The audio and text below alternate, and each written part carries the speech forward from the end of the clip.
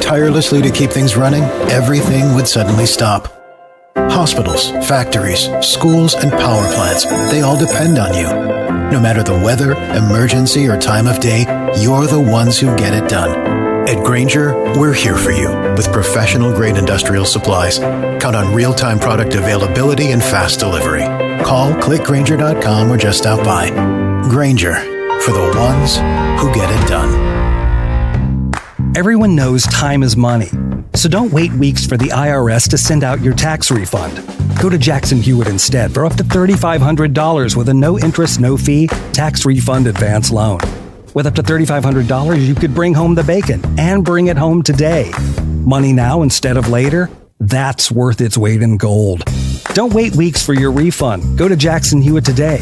For eligible clients, loans by Republic Bank and Trust Company. Details at jacksonhewitt.com. Listen. You can't handle the truth. It's about to go off. Live from the WNSR Strike and Spare studios. Just a bit outside. It's the McFarland Show with Darren McFarland and Fox 17's Justin McFarland. Show me the money! Call now at 615-844-5600. Oh, righty then. Now, the McFarland Show with Darren and Justin.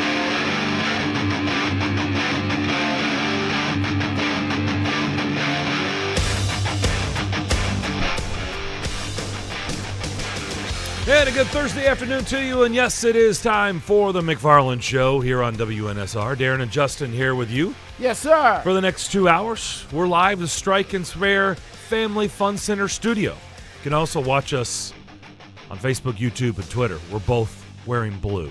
We are. We're both McFarlands, and we're both wearing blue. I don't know what that means. But I don't either. I don't either. But sure. We didn't talk about it. We did not. This was not planned. The only thing I can say is it's not the same shirt I was wearing yesterday. As I can say the same thing. So, that was the main goal, is not to have my wife be totally ashamed of me and for it not to be the same shirt as yesterday. So I think I accomplished number one, not having the same shirt on. My wife not being ashamed, I don't know. She typically likes things with more pizzazz than this. More pizzazz? Yeah, it's a little plain. Like what, glitter? No, come on now. What? Just maybe some stripes or something. Some stripes. Some checkers. Something. Checkers. Something. Okay, a little bit louder. That's just too something plain. more interesting. More interesting. And so that wasn't ready and available. This was. I don't really ever see you come in bedazzled. Well, it's not bedazzled, no, because that's something very different. That's something very different. Yeah, we're not doing the bedazzled look. That's not for me. Now, if you want to do bedazzled in your time, that's fine. That's fine with me. But just I'm not doing that. Do I come off as a bedazzled type of guy? You think? No. Yeah. No, but that probably not. Listen, everybody's got a style that is great for them, that works for them. I used to work with a gentleman named AJ Hilton, who was fantastic. He's moved on to Minnesota, but AJ would wear things on television that I would not wear because that's just not my style. It was his. And so the things he would wear, I would not, and I wore some stuff that he probably wouldn't be caught in. What is the pipeline exactly from Fox 17 to Minnesota?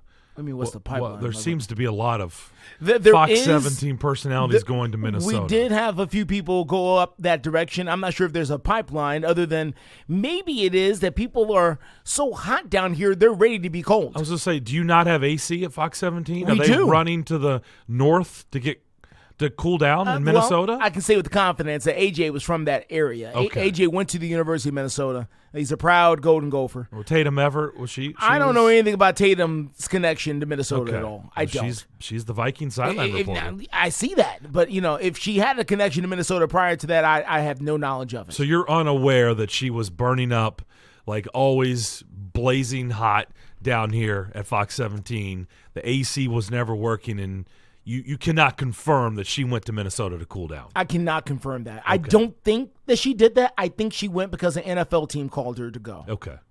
Well, that makes sense. that's another option too. I think that's the real reason why is because the National Football League called and they probably had some more money in their budget than Fox 17 at the time. So she made a business decision, is my guess. But I've not talked to Tatum about that. That seems logical. It really does. Yes. Steve Lehman from News Channel 5, while we're talking about TV stations, he will join us here coming up in less than 10 minutes. We'll talk about all the Titans cuts.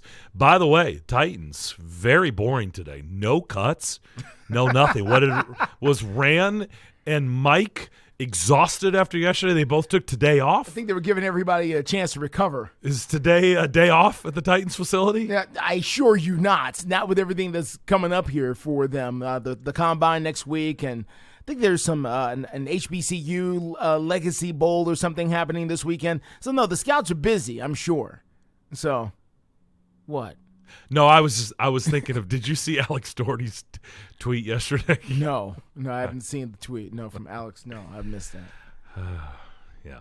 Okay. It made me spit my drink out. Okay. Yeah. No, I haven't seen it, so I'll check that out. It was in reference to Rand Carthon being at the Preds game and then what happened yesterday.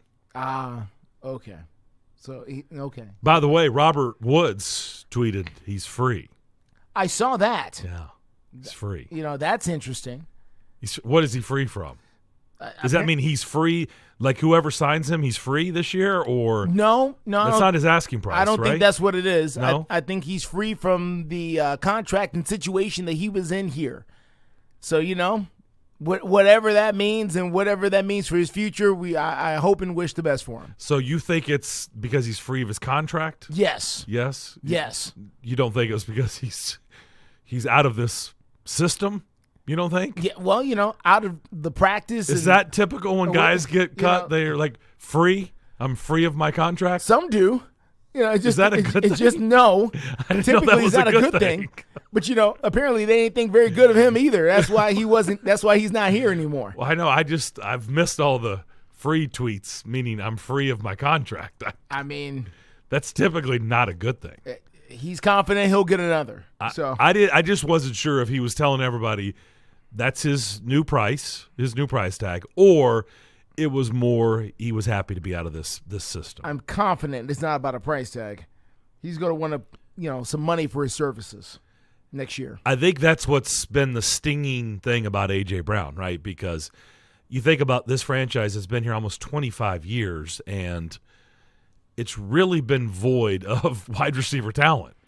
It has not exactly set the NFL world on fire when it comes to one wide receiver after another lining up for their coat in Canton. It's Derek Mason, and then it's a pause.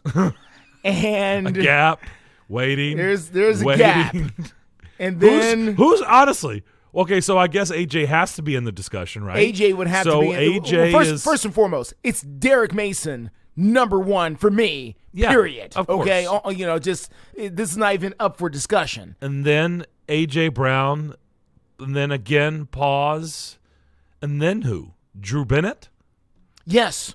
Yeah, then it would be Drew Bennett shortly after that. And there are a lot of people in this town right now who are listening to this going, who? Who's Drew Bennett? Who? And Drew Bennett?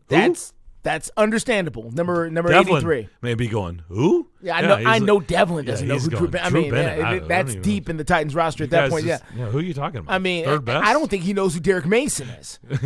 So Derek. I mean, if you don't know, you don't know. It's okay. It happens. Why am I getting saluted? Well, he was in his division. I thought maybe he would know Derek Mason. I don't know. I'm asking. He left here to go to. He's a Bengals fan, so listen, you ain't got to know. It's not a requirement. I was gonna say he's over here. You don't know who this is. He's dumb. He doesn't know who that is. Who's saying that? I'm messing, man. I'm not saying. Put me on the spot over Clay, here. Clay, call in. What do you think about this? I'm not Clay, saying your that thoughts? at all. No one said anything like that. No one said anything like that. I would not do that. It's just. I have no idea. Man, this first segment got a little bit off the rails. I don't it? know. It's just. Is this what we're in for today? Yeah. This is your fault. It is. Because you just jumped off. Normally, you get on the air, you go through a rundown of stuff, and you tell the people about the guest, and we get a chance to log in and do whatever we're going to do, and you decide just to get up here and just run on here with all of the random talk about everything else and giving us Titans quizzes here at the top of the 2 o'clock hour. Well, who do you think? That next thing you want to talk about tight ends next? So okay, we're going with Frank Wycheck, and then Delaney Walker. Definitely, you know who those people? I mean, is that what you want to do here? Well, I don't think we have time to go. Through No, I don't think we got time to go to the tight ends. That list is a lot longer than receivers. Okay, yeah. They've been much better at the tight end position than wide receivers. We go with Frank Wycheck, then we go with Delaney Walker, then we go with Aaron. And those two, by the way, are 1 and 2. There is not a huge pause. Like, I think it's legitimate 1, then 2. Well, Frank was here much longer with a lot more production. But Delaney was pretty. Delaney wait a was minute. very Delaney productive. was more productive than any tight end that's ever been here. Well, there's never been a tight end catch 100 balls Delaney in a season. Delaney doesn't have 500 catches though. Frank does. Yes, because he was here longer. Yeah, that's what I'm saying. And he was the leading. That's he was the leading target. Yes, that's what I said. So yes. Well, so was Delaney. He was the leading target. Yeah, under a different circumstance. His leading target years didn't result in a Super Bowl berth. Frank's did. And so, that's what happened there. But then you go from that to like Aaron Kinney, and who's very good. And no, you're not an Aaron Kinney. No respect for Aaron Kinney. Did I say something? No, you got a look on your face like, Aaron is like, he was aight, Is he still a firefighter here? No. He moved to South Carolina? Yeah, he's moved on somewhere else, yes. I think that was the last I heard. South Carolina? I'm not sure exactly where he went. I know he was the fire chief in Mount Juliet for a little while. He was in Mount Juliet. Yes, fire chief out there, and then he left. Okay. And I'm not sure where he went, though. I think it was South Carolina, I think. Cookie? What about Cookie? Jared Cook was, first of all, I think he had his most productive years away from the Titans. Well, yes. And he played with for the Rams and with the Packers. Time. Yeah. He played a lot longer than the people around here thought. Put me in that. He was going to. And I got to know Jared Cook. Yeah, I did, and I really liked him. He did radio shows here. He was a very nice guy. Yeah. He did charitable things. He was out in the community. In fact, I coached a charity basketball tournament that Brian Penny Collins was putting on at Belmont. Yeah, back in the day, and Jared Cook was one of the players. But no, I even put me in that category. I never thought he would play as long as he did. Is he still playing? He may still be playing. I don't know. He might be, but I don't know. It's. I think he did become much more productive away from. He was much more productive away from the Titans than he was with the Titans. I think the Titans gave up on him pretty early. Jared Cook, right? Yeah. Not officially retired. He's a free agent. Did he play this past season? Let me look that up. Yeah, I think he did. But this may be. I mean, honestly, how long has he been in the league? Well, now 14 years, 15 years now. Yeah, right. If we're going that, 2009 draft, I believe. 2009 draft. So here we are in 23. Yeah, that makes sense. sense. That makes sense. Yeah. So trying to figure out if he played last season, but I think he did. Yeah, I'm not seeing it right now, but I'm pretty sure he played for the Chargers last season. Did he not? I thought so. Yeah. Not sure. Anyway, we'll come back. Steve Lehman, News Channel 5. We'll talk about the cuts. Yeah. Steve Steve knows that. Steve has an opinion on all of those questions, I'm sure. No doubt about it. We'll continue the discussion on the other side as you listen to The McFarland Show here on Nashville Sports Radio. Individual rates, coverage offerings, and savings may vary, subject to terms and conditions, not available in all areas. If you're a small business owner, listen up. Pi Insurance wants to give you one of those aha moments, the kind that could save you money. Workers' comp is probably one of the biggest costs you face. But did you know that insurance providers have flexibility in setting their prices? That's right, but many don't bother giving small businesses the savings you deserve. Instead, you can get lumped in with other businesses and overcharged. Pi Insurance was created to change that. With Pi, you get a quote tailored specifically to your business, and you could save up to 30% with no hassle and no hidden fees. Plus, when you sign up for pay-as-you-go billing, your premium is based on your actual payroll, not an estimate. So your workers' comp audit experience is simplified. Take 3 minutes to see how much you could save with Pi Insurance. Ask your agent for Pi or get a quote at iwantpi.com. That's iwantpie.com. Prescription products require an online consultation with a healthcare provider who will determine if a prescription is appropriate. Restrictions apply. See website for full details and important safety information. Subscription required. Hey guys, did you know there's a generic form of Viagra that works just the same but is 90% cheaper? And you can get it online? Just go to 4hims.com/joy. At Hims, you'll get a free medical consultation, discreet shipping if prescribed, a 100% online process, and trusted generic alternatives to the biggest brands at 90% off. That's right, get generic for Viagra, the same active ingredient as brand name Viagra, but 90% cheaper. It's the same medication you get from your doctor, but with zero copay, no expensive appointments, and no awkward face-to-face conversations. To start your free online visit, you need to go to this exclusive address, 4hims.com/joy. That's 4hims.com/joy for your free online visit. FORHIMS.com/JOY. If you need a staycation or planning a trip to Music City, stay at Bento Living Chestnut Hill. Voted the best boutique hotel in the city by the Nashville Scene. Bento Living is located on the edge of bustling downtown and boasts on-site dining, shopping, live entertainment on the rooftop, and free fitness classes. Come experience Nashville like a local. Visit bentochestnuthill.com to book your Music City vacation today. When was the last time you did something fun with family, friends, coworkers, and clients? What if I told you about a place under one roof that offers affordable entertainment for all ages? That's what you'll find at Strike and Spare Family Fun Centers in Donaldson, Hermitage, Tusculum, Hendersonville, and Murfreesboro with bowling, games, food, drink, and entertainment for all ages. Enjoy an enhanced experience in Hendersonville or Murfreesboro where they feature additional fun with bumper cars, laser tag, roller skating, and more. All locations are open 7 days a week, including holidays. Visit online at strikeandspare.com. Strike and Spare, where fun is bowling. This is the Greg Pogue and John Burton Show. The word that was used the most, guys, was collaboration. Carthon said it, Vrabel said it, Amy said it, and so... You think they had like little cheat cards I think so, right yeah. in front of them? Look, I'm not here to shake things up. I'm here to learn how the system works, add what I can add. I want to help Mike. I want to build a team so that Mike can coach it so that we can win. Greg Pogue and News Channel 5's John Burton, WNSR. Nashville Sports Radio.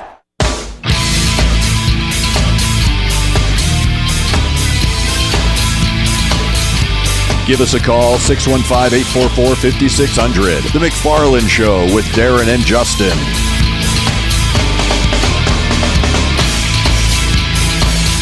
All right, Titans took the day off. Not working today. Maybe at the pool. It's so nice outside. It is beautiful. And I know people are saying, well, the pools aren't open yet. Well, if you got one in your backyard, they are. Mm-hmm. You know, I'm sure the Titans have a pool, don't they? Indoors, I'm sure. Yeah. Got something. So they took today off. No cuts, but we're still going to talk about them. Steve Lehman, News Channel 5, now joins us. Steve, what's going on? Not much, guys. It is beautiful outside, and I, in fact, did just leave the pool to join you. So, wow. Thanks for that. Steve, you're on the rooftop, right, Steve? You got one of those rooftop pools that oversees the city at the condos down there in the Gulch, right? It's like the 7th floor. It's not bad. Well, we do appreciate you toweling off and giving us a couple minutes. 7th floor. Absolutely. You know. Anything for you guys. So, yesterday, a lot of house cleaning moves. No big surprises, although I will say this, and I said this yesterday, and I just want to get the gauge from you. The only one that surprised me, and maybe I'm the one that should have known this, I don't know. I didn't know Randy Bullock was going to be a cut. I mean, the other three, not surprised at all. In fact, everybody was expecting it. It was not if, it was when. But were you surprised by Randy Bullock or no?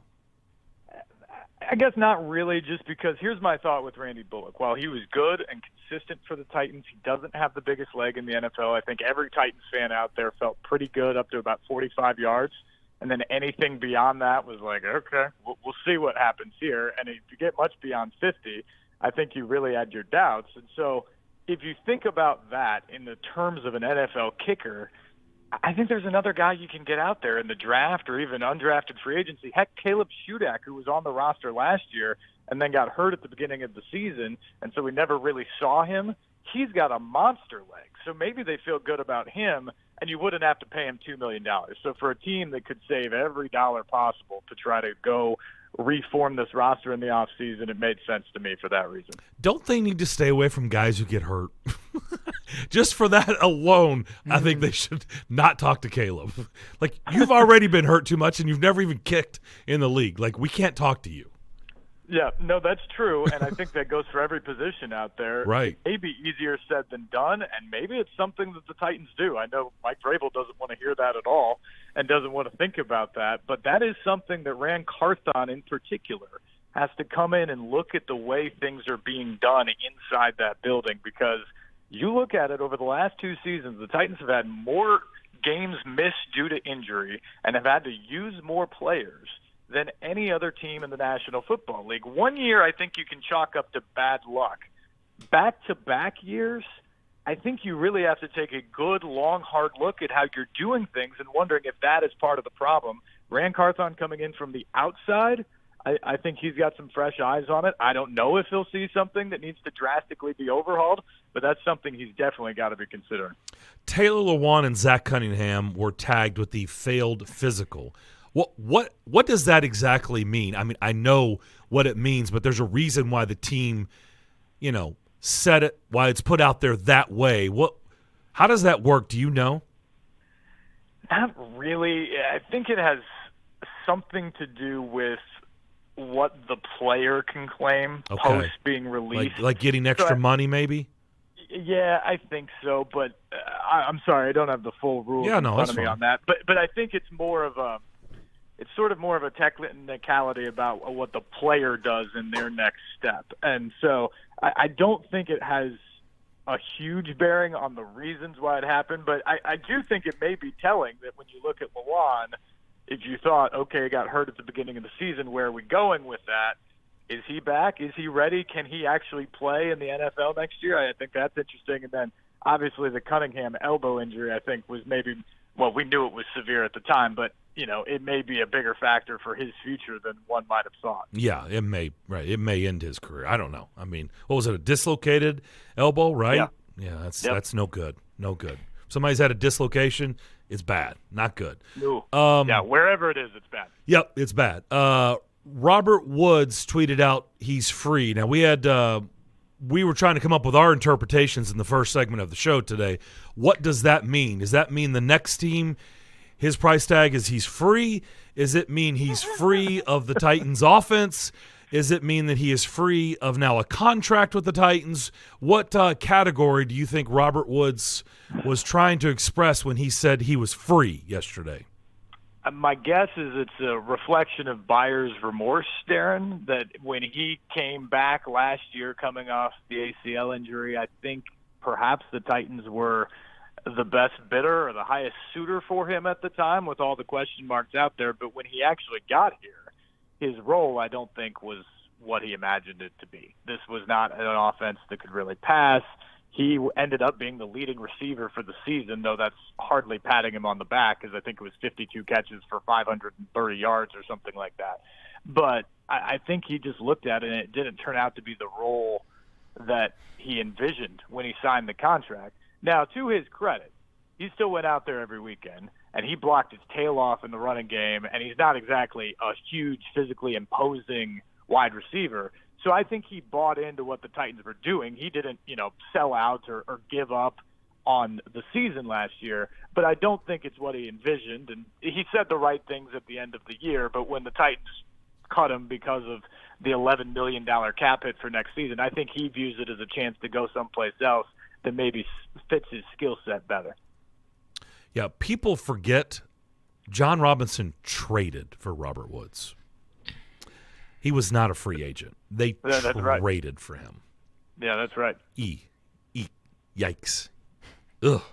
Anyway, Raw Room. Did you get a chance to listen to Darren Bates? I think Jalen Collins is the other guy on there. But, of course, A.J. Brown was their guest. I thought he said a lot of interesting things. What did you come away with when you listened? Well, my biggest struggle was if I wanted to play some part of this, how many bleeps do I need to get this on the air? Yeah. But, we faced the same problem. Yep. Raw Room is an accurate description of what the conversation is like there. But think AJ said what a lot of us wondered, and that's basically that he didn't seemingly have a very good relationship with John Robinson. He was very complimentary of his relationship with Mike Vrabel, and if there was any regret in his voice, I think it's how he handled Vrabel in a lot of those situations. I mean, he cut off the team from conversation, and that included Mike Vrabel. And I think there maybe could have been a gap bridged there had he kept up in conversation with the head coach. And so I think there may have been a tinge of regret there. Obviously, he's enjoyed his time in Philadelphia. But the big thing is, at least from AJ's side of things, he thought he got lowballed. He thought the Titans weren't coming to where they wanted. His agent went real high, as he said, ridiculously high even.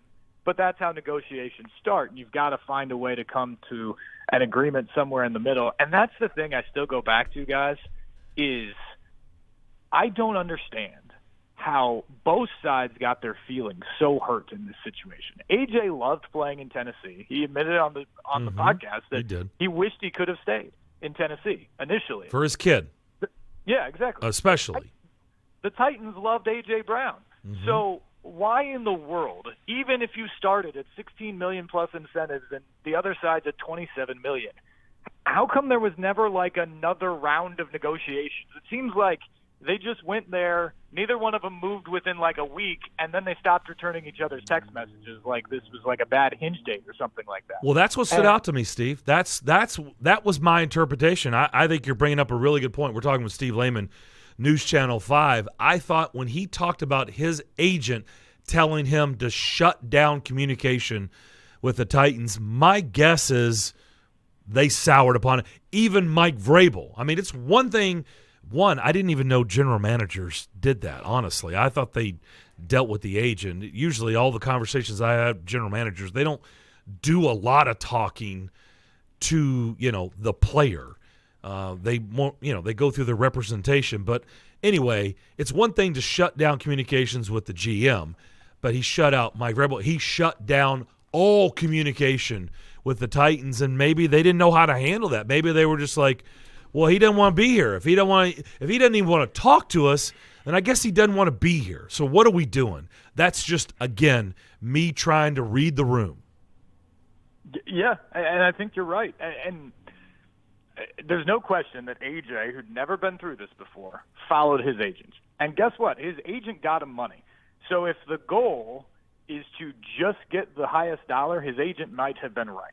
If his goal was to conduct the best business and, treat the people who treated you well at the beginning of your career, who gave you a chance by drafting you when AJ kind of slid down the draft board, if we're being honest, if your goal is to do that, he probably didn't do him very well. And this is all revisionist history, and AJ just played in the Super Bowl, and his life looks great in Philadelphia now. But I think that's the bottom line here, is this could have ended very differently had AJ handled it a little bit more on his own and not let his agent talk him into doing everything, and it maybe could have been handled differently if the Titans had a little bit more patience for what was going on as well. But that's all water under the bridge, but it was very candid conversation from A.J. Brown about his last couple of weeks in Tennessee. It is, Steve, but you know what? It does have an historical factor on this market that we will forever be talking about this. I know for people like, just move on. No, we're not.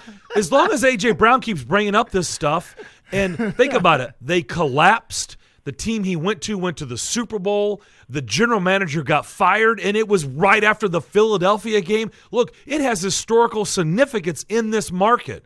10 years from now, we have, we always do the, this moment. What was this one? The A.J. Brown trade meal. Like, everybody's going to go, oh, yeah, that was right. It is something like it's not going to just now that it's over. Like people are like, just move on. No, like this is, and AJ's not going to move on. He hasn't moved on from it. He's still talking about it. So I do think it was interesting. I want to go back real quick. The agent thing, I think you said something that I completely agree with, and I thought of too. I don't think his agent was really looking out for what was best for AJ. I think his agent knew what Philadelphia, he had those talks. He knew where they were going, and I think he just wanted it. He knew he couldn't get that deal here, so he's like, I need to push this to Philadelphia. Because agents typically are always just looking for the biggest deal. That's what they care about. Yeah, no, You said two things there that I want to hit on. Number one, from the agent perspective, you're exactly right. He wanted the most money for his client. But is that always the best thing? For me, when I looked for an agent, I basically had two choices. I had one guy who was known for beating down every door and getting the most dollar out of every negotiation he was ever in. And then I had another group of guys who I trusted to represent me in the best way possible in the room. And I ultimately went with the second team because I always wanted to feel like if I had someone representing me, I wanted to feel like they could talk to my mom or anyone else, and I would feel comfortable of that being my representation. And so that's what you always have to choose. And it feels like in this case, A.J. Brown got a money-hungry agent that was solely looking out for him. And, well, actually, not just him, but he was also representing Deebo Samuel and a couple other wide receivers in the pool. And so he was trying to drive it up, not just for A.J., but for other guys at the same time. And that's the other thing you have to be careful there. But the second point you made, Darren, about talking about this forever, as long as A.J. Brown's playing, we're still going to be talking about this. When he's performing in other places or he's advancing in the playoffs and the Titans are not, we're going to continue to talk about this. And this is going to go down as one of the worst trades, not just in Titans history, but in NFL history. Because if A.J. Brown was on this team this last year, the Titans win the division and they're back in the playoffs. John Robinson is still the general manager. Rand Carthon isn't here right now. And we're not talking about a complete rebuild or a retool or whatever word you want to use for what the Titans are going in now after their first losing season in 7 years and trying to figure out what the next phase of this franchise is without A.J. Brown. But that didn't happen. And now the Eagles are a Super Bowl contender with A.J., and the Titans are trying to figure things out. And that will never be erased. That will always be the fact of that trade, and it will never be lived down around here. So the other side of this coin is one John Robinson, who, Steve, you know, has not said anything publicly about any of this, even though he is free to do so. Do you think John Robinson will ever give his side of the story as far as what happened in this? Probably not publicly. No, Justin. I don't think that will happen because at this point it probably doesn't do him a whole lot of good.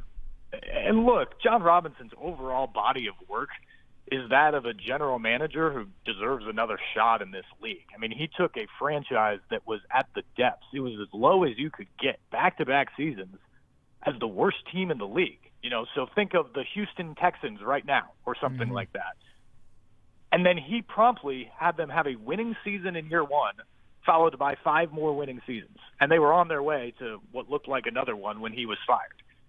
That's the body of work of a general manager who knows how to build something. Now, that's not to say he was perfect. I think we can all agree that the drafting really dropped off. There were some big misses in free agency, and obviously we just said that was one of the worst trades in NFL history. But no GM's going to bat 1,000. And the overall body of work for John Robinson is that of a guy that, if he wants it, should have another opportunity in this league to work very high up in player personnel and potentially be another GM at some point in time. And so for that reason, I don't think he's likely to bring back up this trade to try to do it because, frankly, at the end of the day, it's not really defensible. Whatever the story was, whatever the reason was, at the end of the day, getting a third and a first-round pick for A.J. Brown is not a defensible trade. And so I assume he's just going to kind of let it go. We'll see what happens. He's getting paid here for quite some time. I know his family likes this area, so I don't even know if he wants to get back into football immediately. Yeah. But my guess is he's just going to be quiet for a while and see what happens. He's still a young man at that. Plenty of time for a career. So speaking of John Robinson and things he did while he was here, there's still a couple of loose ends, and that includes the one I'm looking for the most here is Bud Dupree.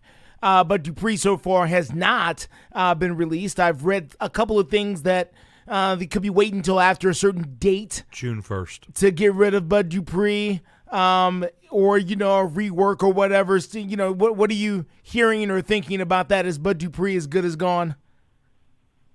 I think the bettor's money should be on Bud Dupree getting released. I do think, though, that Bud Dupree, unlike basically everyone else we talked about, if healthy, provides a real game-changing upside for the Titans. So when we talk about those failed physicals and things like that, if you can wait, especially if you can wait till June with really no penalty and maybe even a benefit for the team, I would, tap those tires a few times and figure out where he is with the hip injury, where he is physically at this point. And if you think he could potentially be a completely healthy guy by the time you roll around to minicamp next summer and then certainly training camp in the start of the season, because, look, when Bud Dupree was right, and maybe the only time during his Titans time that he was truly right was December into January in that playoff game 2 years ago, if you get that guy opposite a healthy Harold Landry next year with Jeff Simmons up front, I mean, that's a scary-looking defense. That's the defense we thought we were going to see going into this season. Now, that's a big if with his injury history, especially over the last couple of years here, but that would be the one thing that I would maybe hold out if I was Rand Carthon, is to see what the progress looks like this spring and see if you have any belief that he can be that guy once again next fall. Last but not least for me, Steve, there's talk about the Combine going away. What would the NFL do without the Combine? Would they, be okay? Obviously, the league would continue. I'm not saying the league would shut down because the Combine disappears. But how much do you believe that would impact how teams scout, how teams draft, moves that happen? I think it would have a big impact. So I'm shocked by it. If anything, I would have thought before this story kind of leaked out there that there was a better chance they'd add a second Combine than take away the first one. I'm with you. Yeah. I mean, offense and defense combined or something like that?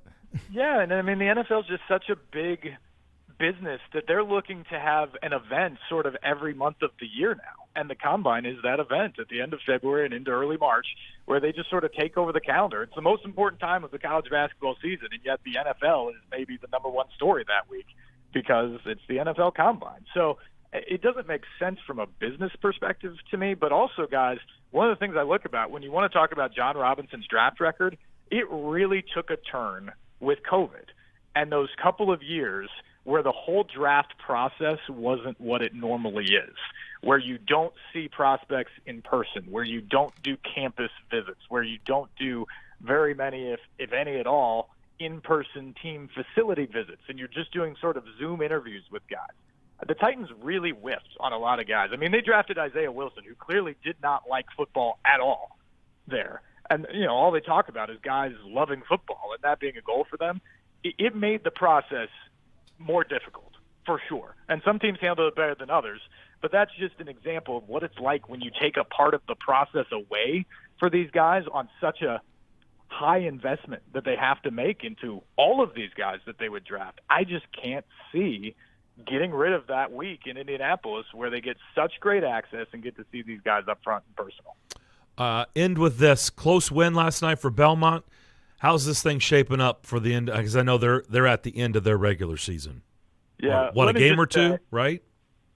One final game on Sunday in the regular season at Northern Iowa. But let me just say, what a special moment last night, and it maybe doesn't get talked about enough. Ben Shepherd is one of the best college basketball players we've seen around here at any school in quite a little while. I mean, he is a terrific player. He ranks top. He is ranked in 19 different statistical categories in the Missouri Valley Conference. Second leading scorer in the league, leading rebounder on the team, top assist guy. I mean, every single thing, he does it. And he's also hit big shots all season long. I mean, a couple tying shots, game winner at Bradley as they snapped the long winning streak there, home court winning streak. And then last night, 2 free throws with 2 seconds left to cap a comeback from 19 points down. Heck of a senior night for him. A great, great memory no matter what happens the rest of the season. But it looks like, to your question, Darren, Belmont, one game at Northern Iowa on Sunday. If they win, they'll be no worse than 4th in the Missouri Valley Conference tournament, which gets you the bye into the quarterfinals on Friday. So that's important. The highest they could finish is 3rd. The lowest they could finish is 5th. But you want to get that bye and make it so you only have to play 3 games to try to get the automatic bid. It's going to be fun. It is that time of year. Steve, really appreciate it as always. You can commence pool time, and we'll talk soon. Guys, appreciate you. We'll talk soon. All right, Steve Lehman, News Channel 5. Good stuff from him. Wide open the rest of the hour. 615-844-5600 is how you can get in touch with us. At about 3:20 today, we'll make our way to San Jose. We'll check in with Emma Lincoln, who is there with the Predators, Preds and Sharks tonight. Late start. You'll need to take a nap. You're going to want to watch this one. Yeah. Because they don't drop the puck till 9:30 Central Time. Ooh, okay. 9:30. Okay. So we'll do that at about 3:20. But your phone calls and more of the McFarland Show next.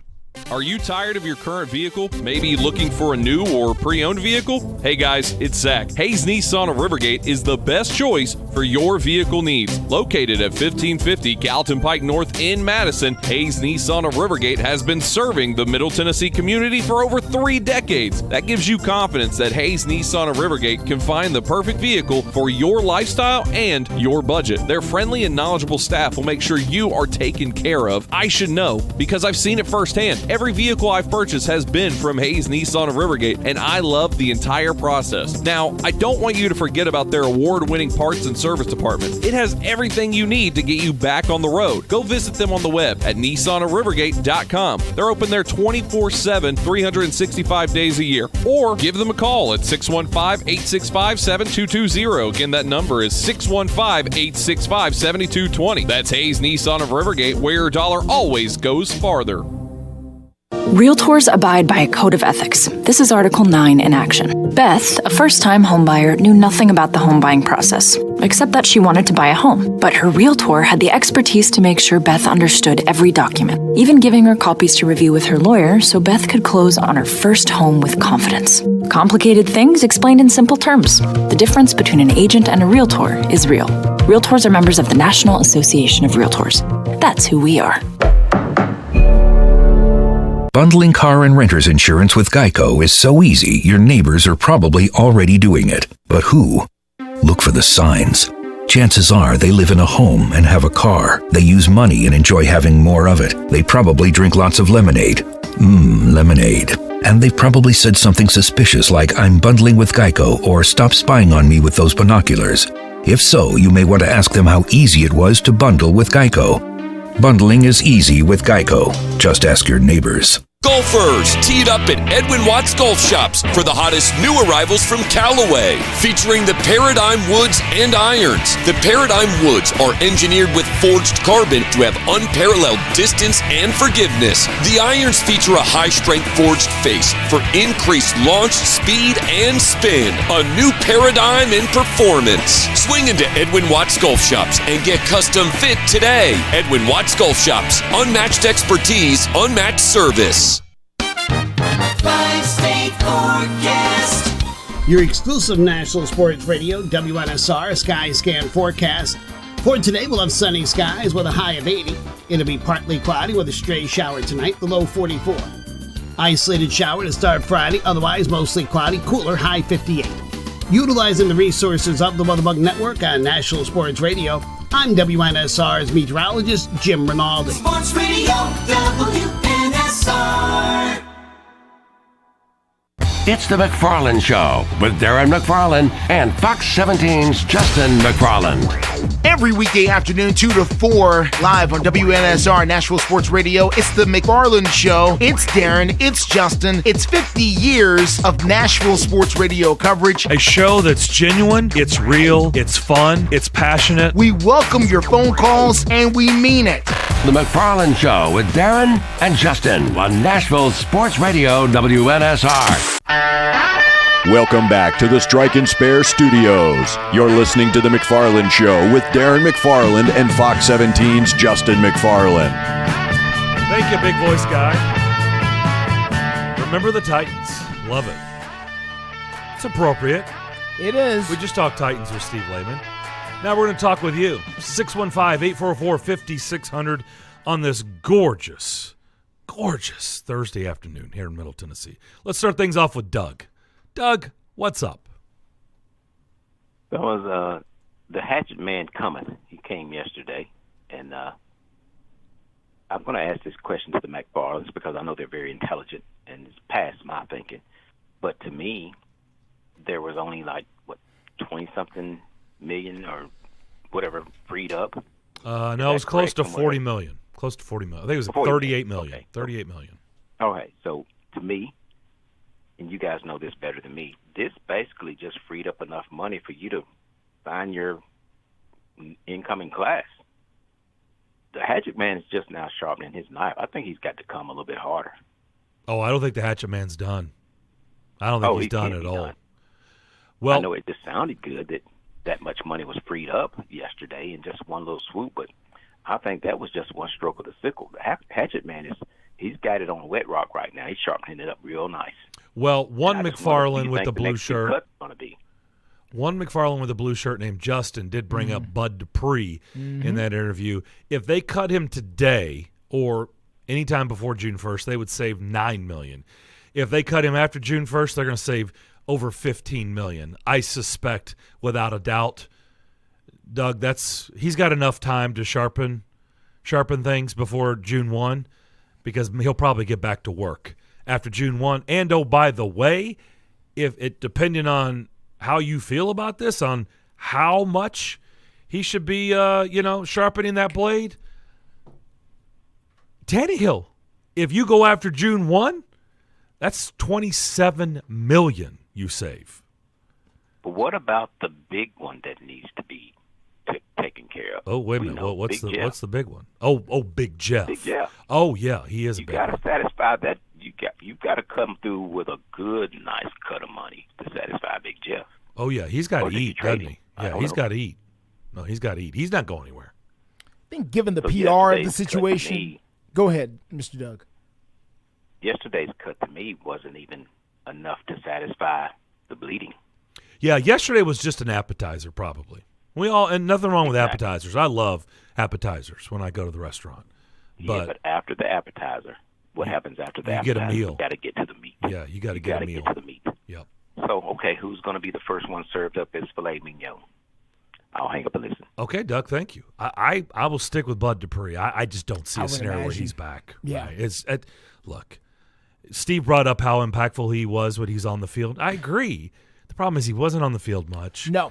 And I just don't think that contract was worthy of the production you get out of him. I just don't. No, he's not played up to the contract that he signed to be not here. Even close, really. And that happened for a variety of reasons, whatever. But here we are. So it's probably behooves them to go ahead and move on. Now, here's the only thing about it, everybody. As they cut these folks, and it's good, and I know a lot of people, it feels good to let people go, but then you got to replace them. So I know some people feel like it's addition by subtraction, really, with some of these players. But the only thing I warned with Ryan Tannehill, if you cut Ryan Tannehill, listen, that's fine with me. It ain't my money. Well, you just got to have somebody, you just got to know where you're going. Of course. At that point. But think about it. And that's why I brought it up. Yeah. By June 1, we will know. Yeah, because you'll know. The draft is over. Draft is over. Free agency is over. Yeah. Right? For the most part, yeah. Like, if for some reason, look, we don't know. We're just learning Rand Carthon, right? We don't know. John Robinson came in here, if you remember, he got after it. All of a sudden, the Titans have traded for DeMarco Murray. What? Yeah. Hey, this guy's got DGB gone. He's in this trade. What? Boy. Yeah. Moving up in the draft. Rand may come in here, and the next thing you know, Chicago's like, hey, we're trying to get out of this spot. Yeah. Everybody thinks it's Houston and Indy, and all of a sudden, here comes Rand Carthon, and he's like swooping in at number 1. It depends on how ambitious he wants to be. And I'm not saying that's going to happen. I'm saying it could. Yeah. And then they draft whatever quarterback that they felt was worthy of trading up to 1 to get. And we all then will know, right? Yeah. It's not gonna be a secret. Or sign and trade, or they just drafted C.J. Stroud. Okay, well we know Tannehill's not going to be here. Tannehill's not going to be here then, right? And are they going? And here's a real interesting one, Darren. This franchise has never, since they've been here, drafted a quarterback and almost started. Marcus Mariota is the exception. Yes, they did with Marcus, but they've almost never drafted a quarterback and started him right away. They've typically had another person in for him, kind of bring him along. If they get a guy, do you sign him right away? Do you let him go in there and run the show, or do you sign a veteran and string him along and then do that whole thing? I don't think today doesn't. By the way, Vince played in week 4. So he played the rest of the season. The Vince thing was okay. Go ahead. I'm just saying they drafted him 3 overall. Oh yeah, sure. Mariota was 2 overall. Jake Locker didn't. Remember they brought in Hasselbeck. Yes. So that's one that sat. Yeah. Okay. But other than that, and now it's gotten worse today. Although not really, because that was the old CBA where, remember, you got all that guaranteed money that they don't get today. Up front. So it's less. So if you wanted to be patient, you can be patient. Yeah. So I don't think, one, you're not keeping Ryan, if you want to ease them in, and it's not going to be with Ryan Tannehill. Tannehill's not going to do the easy. Yeah, no. Not at however many money that is. Yeah, no. So if you're planning on easing, which is still hard to do today because the fan base, they want to see what they got. Yeah. Right? They want to see the high draft pick. Yeah. It's like, what did we draft? Yeah. So it's really difficult today to like ease, especially the quarterback. Yeah. To ease him in. Hey, let's give him a year. People aren't interested in that. Because even like down in Atlanta, I think with Kenny Pickett, like they're they're probably going to be forced to move unless they sign Derek Carr if they trade for Derek Carr or Aaron Rodgers. Kenny Pickett's in Pittsburgh. No, not Kenny. Okay, not Kenny Pickett. Who was it? Who's your boy in Cincinnati, Devlin? Well, isn't Kyle Trask the quarterback in Atlanta? No, that's Tampa. Who's the cat down? Ritter. Desmond Ritter. Ritter. Okay. They're probably going to roll with him now. Yeah. I would think. Unless they get Derek Carr or Aaron Rodgers. I would think so, too. All right, let's go to Eric. Eric, you're up next. Welcome in. Hey, guys, I know that a lot of people are wanting to see, all the cuts made now and all that type of stuff, but I think the Titans basically are waiting because of money, because the main thing was they had to get under the cap by March the 15th, which they've certainly done that now. I definitely don't think this is the end of it. It just depends on when, because I'm not saying they won't do it unless it's not going to count major against the cap or whatever. They might make a few more moves, but I really believe the earliest they're going to make moves is probably around the draft, whether it's trades or whatever. And like you said, probably to around about June 1st or whatever major moves are coming, they're probably going to come anytime right around the draft and after that till, like I said, around about June and before training camp. I just don't think you're going to see any major moves right now. You may see some minor ones, but not major ones. Yeah, I don't know what if I think the only ones that qualify as major at this point would be Tannehill and Dupree, and that's you're not doing that before June 1. So And any other moves, I like, for instance, I don't think we're going to trade them, but the only one trades that I would think we might get value of would be Derrick Henry or Kevin Byard, and maybe Jeffrey Simmons, but I got to feel like they're going to sign them long term. But I've said this, even if they're back, I do think that this is probably the last year for Tannehill, Derrick Henry, and Kevin Byard. I think those three, this could be their last year with the team. So we'll see what happens. I don't know about Byard. I'm not sure on that one. I need to think about that one a little bit more. Derrick Henry, unfortunately, I'm probably going to agree with you because he'll be 30. And then the big 3-0, we just know. Yep. Well, I didn't say definite, but I said it might be. But I would not be surprised if after this year he's not back. They could decide to trade him or whatever. I don't know. I'm not saying the definite will. I hope he retire as a Titan, but this is a business, and things happen. But like I said, because I think they would either, like I said, keep Derrick Henry for this year, or they could decide to trade. I don't know. Because I don't know about the inner workings of all this stuff. But I do believe this, regardless of what happened, whether Ryan Taylor's back or not, I definitely think it is his last year here. Something that we haven't brought up, Eric, is bussing with the boys. Taylor Lewan, they just dropped that today. He said that he felt like, look, if Taylor Lewan's saying it, he knows something, okay? He just didn't flippantly say. I don't know if you guys caught it. I know, Devlin, you've been listening. Justin, you've been listening. Did you anybody catch it? He said he thinks that Ben Jones is going to get released. I'm like, oh. Well, is that really surprising? Well, I thought he was going to retire. No, because, a lot of people, yeah. I mean, either one could happen, but I just think because of the injuries he's had and also concussion and stuff like that, I see him go. But, yeah, I definitely don't think he's back. I think he's been a solid center for this team, but I agree. I think he's gone too. Well, but Vrabel loves him. That's the reason I'm bringing it up. Yeah. He loves him. But if he won't retire, then what are you going to do? That's why I'm saying. That's what I took from it. Like, I thought Ben Jones was going to retire. You can't let him, I guess he's not. You can't not. let him go back out there. Right. So yeah. I definitely think they would release him because just everything he's dealt with. It's just I just can't imagine coming back. I mean, I would love it, but the main thing I think you have to think about is his health. But we'll see what happens. Guys, it's always good to talk to you. Y'all take care. And we'll talk to you soon. You too. Yeah. Real quick before you move on with this. Listen, y'all. I know there's some people saying Derrick Henry, I want him to retire as a Titan. He'll be a Titan for life. Listen, Derrick Henry will always be a Tennessee Titan, okay? You don't have to – he's got 8,300 yards for this football team.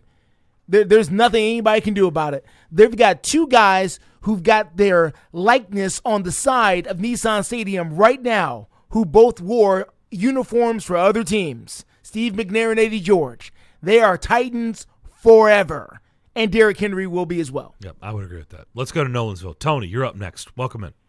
Good afternoon, guys. And just echoing off of Eric's stuff, I said 3 weeks ago, I only think Tanny Hill and Henry Nim, they've got 2 years before they start imploding this team, and I do think that's going to happen. And I do want to give thanks to Steve Lehman. He also echoed what I said about 2 or 3 weeks ago about these injuries and this continued injuries of 1 year, now the second year, and all these players use. You've got to take a look at the practice and philosophies of what you're doing, from your hitting or non-hitting in practices to your strength and conditioning programs and to just your overall physical condition of these players and what's going on. And I'm glad he echoed that same statement. I think everybody is saying there's got to be something out there other than the turf. It's just got to be something other than the turf. And one other thing is last night, Vanderbilt, they can either, after that last night, and we've all saw it and y'all talked about it, I think, a little bit, but they're going to take one or two roads.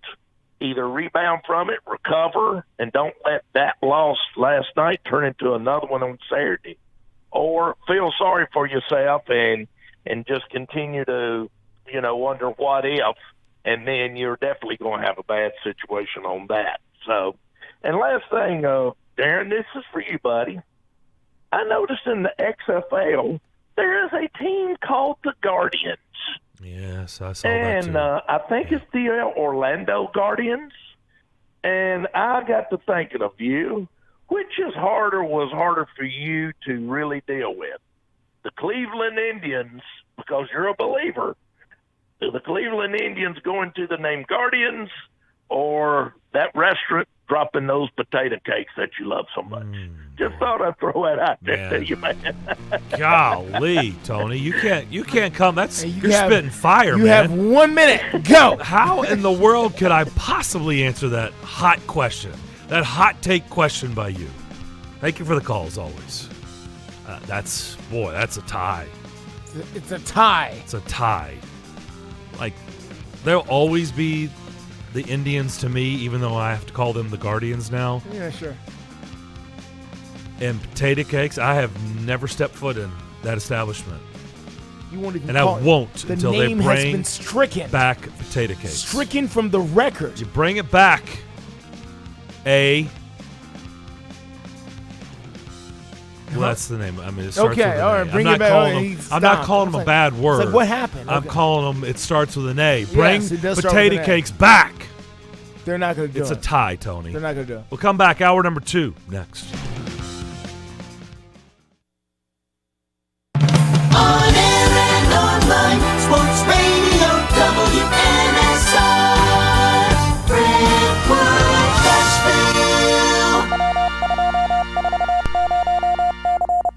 ABC News, I'm Rena Roy.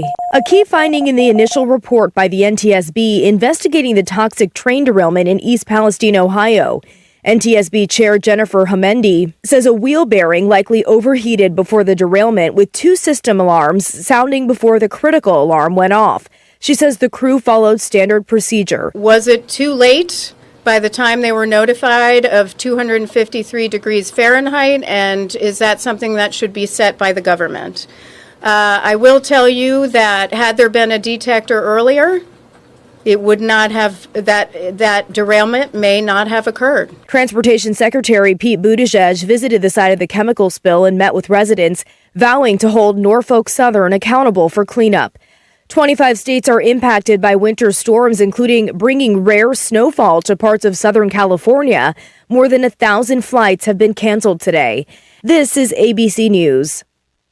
Big features, big ink, big savings. That's what you get when you buy an HP printer at Staples. Like the HP Smart Tank 7301. You can connect, work, and boost your productivity. The HP Smart Tank delivers seamless printing and quality color documents at a low cost. Plus, you get 2 years of ink right out of the box. And now, for a limited time, save $90 on the HP Smart Tank 7301 at Staples. For the best deals on a huge selection of HP printers, go to Staples. Offer good in-store and online. Ends 2/25. WNSR, Nashville Sports Radio.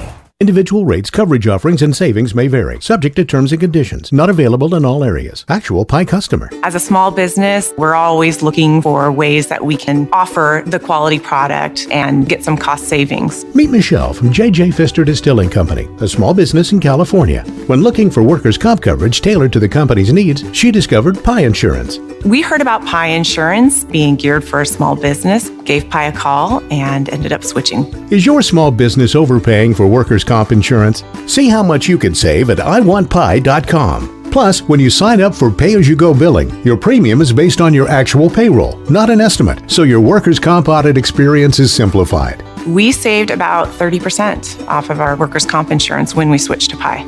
It's as easy as pie to get the savings you deserve. What are you waiting for? Ask your agent for Pie or get a quote in 3 minutes at iwantpie.com. That's iwantpie.com.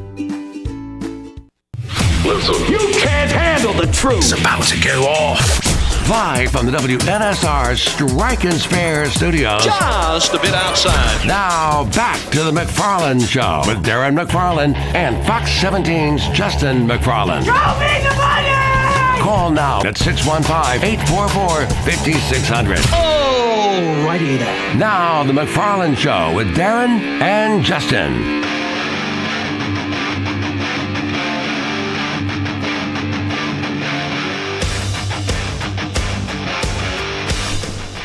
Second hour on this gorgeous, gorgeous Thursday. It is. There is light outside. There is sunshine outside. Aaron Rodgers has completed his 4-day darkness retreat. Yes. He sees the sunshine today. He has returned. He has come out and seen the light. Mm-hmm. And the light has told him that he's getting very close to making a final decision. Yes. About what? I don't know. We're about to find out. Aaron Rodgers is going to play football again. Yes, he is. And really, let me just say, there's one reason alone that Aaron Rodgers is going to play football. Well, it's two numbers, a 6 and a 0. Listen, that's great. But followed by a bunch of zeros. Let me tell you something. Even if Aaron Rodgers played for $1.99, he was going to play this year. And let me tell you why. Does Aaron Rodgers strike you as a guy who thinks highly of himself? I think we know the answer to that. Okay. Aaron Rodgers is going to go to the Hall of Fame, is he not? Yes, first ballot. Who else retired this year that's going to be a first ballot Hall of Famer? TB12. Do you believe that Aaron Rodgers wants to share his day of football immortality with Tom Brady? No, I do not. He's going to play. Okay. Well, that's two huge reasons. $60 million. And he doesn't want to go into Canton with TB12. Okay. Because th're going to be first. They're both first ballot. They're both first ballot Hall of Famers. Can't get around it. Nope. It would be silly to say, oh, well, we're going to wait for next year. No. They're both first ballot guys. Yep. So. Yeah. No, so I guess now the question is, what is the final decision? Yeah, who's he play for? Where are you going, man? Yeah, where is he going? Like, it's over in Green Bay. Where are you going? He's go play somewhere. Yeah. Where are you going? Guaranteed.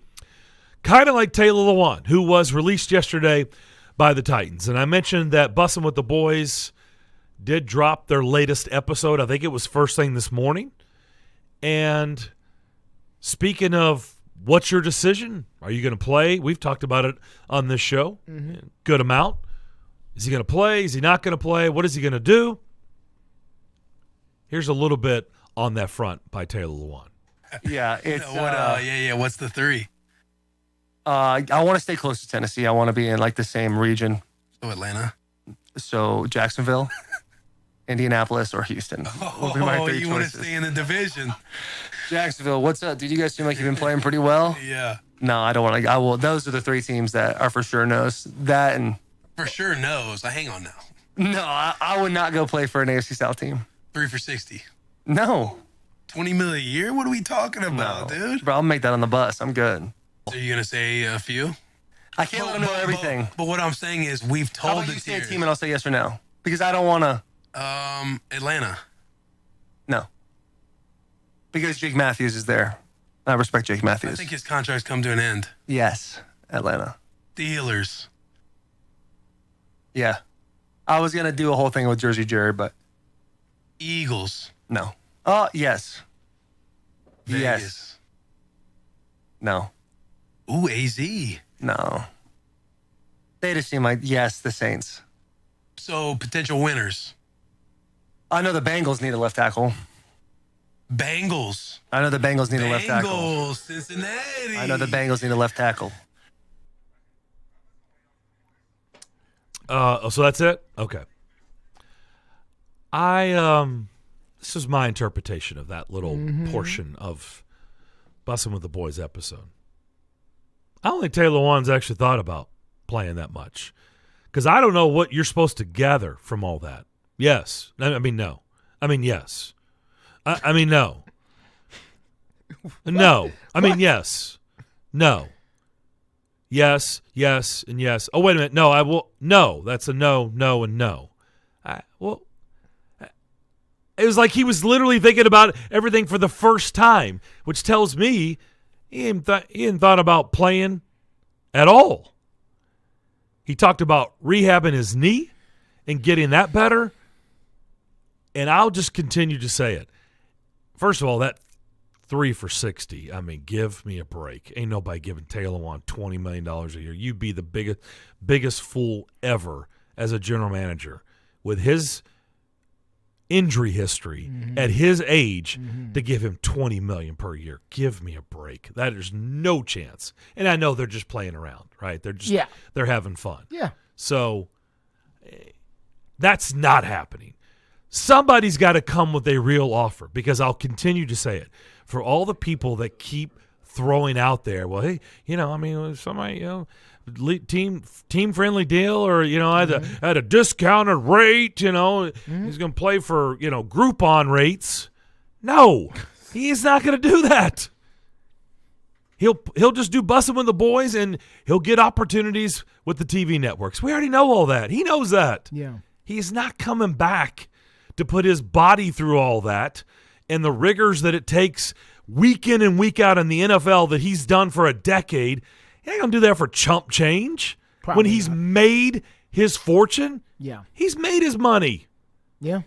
If he's been smart with it, he's good for the rest of his life. He's good. Yeah. So I don't know why people think he's going to be some hanger-on when he's made $100 million and he's going to come back and play on the cheap. Somebody's going to have to knock his socks off. If somebody's willing to do that, then I think he will play. I don't believe anybody's willing to do that. So my guess is he'll be doing a podcast. And probably his agent will be talking to TV networks. If the Tennessee Titans were in the exact same situation as they were last year, and their best left tackle was Dennis Daly, who we all acknowledged had some struggles. Had some struggles.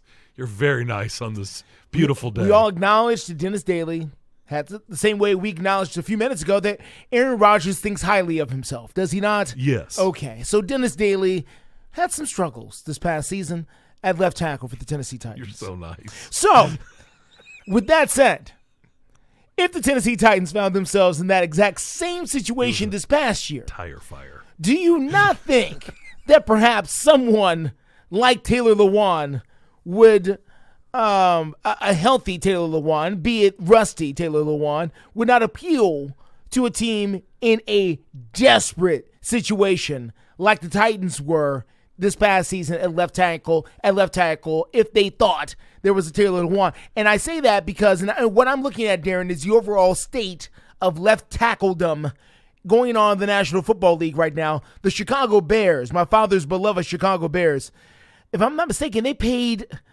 a guy who was 39 or 40 this past year, Peters. Jason Peters. They paid him a lot of money. Future Hall of Famer. Future Hall of Famer. But clearly on the backside. Dude.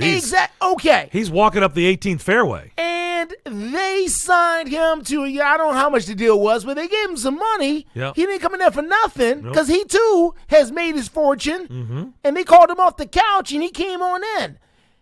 I think because of the left tackle deficiency that is happening across the NFL right now, there is a good chance, I think, that somebody's going to call Taylor Lewan.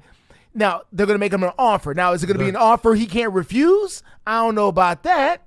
But is somebody going to offer him way more than the veteran minimum right now? Yeah. Okay, so I agree with you. I do think he's going to get calls, plural. Yeah, his several. agent will get calls. Yeah. For sure. It's not like he's 39. He's not. Okay? But now I need to know from you, what in your opinion is the floor? I was going to say the ceiling. What is the floor number?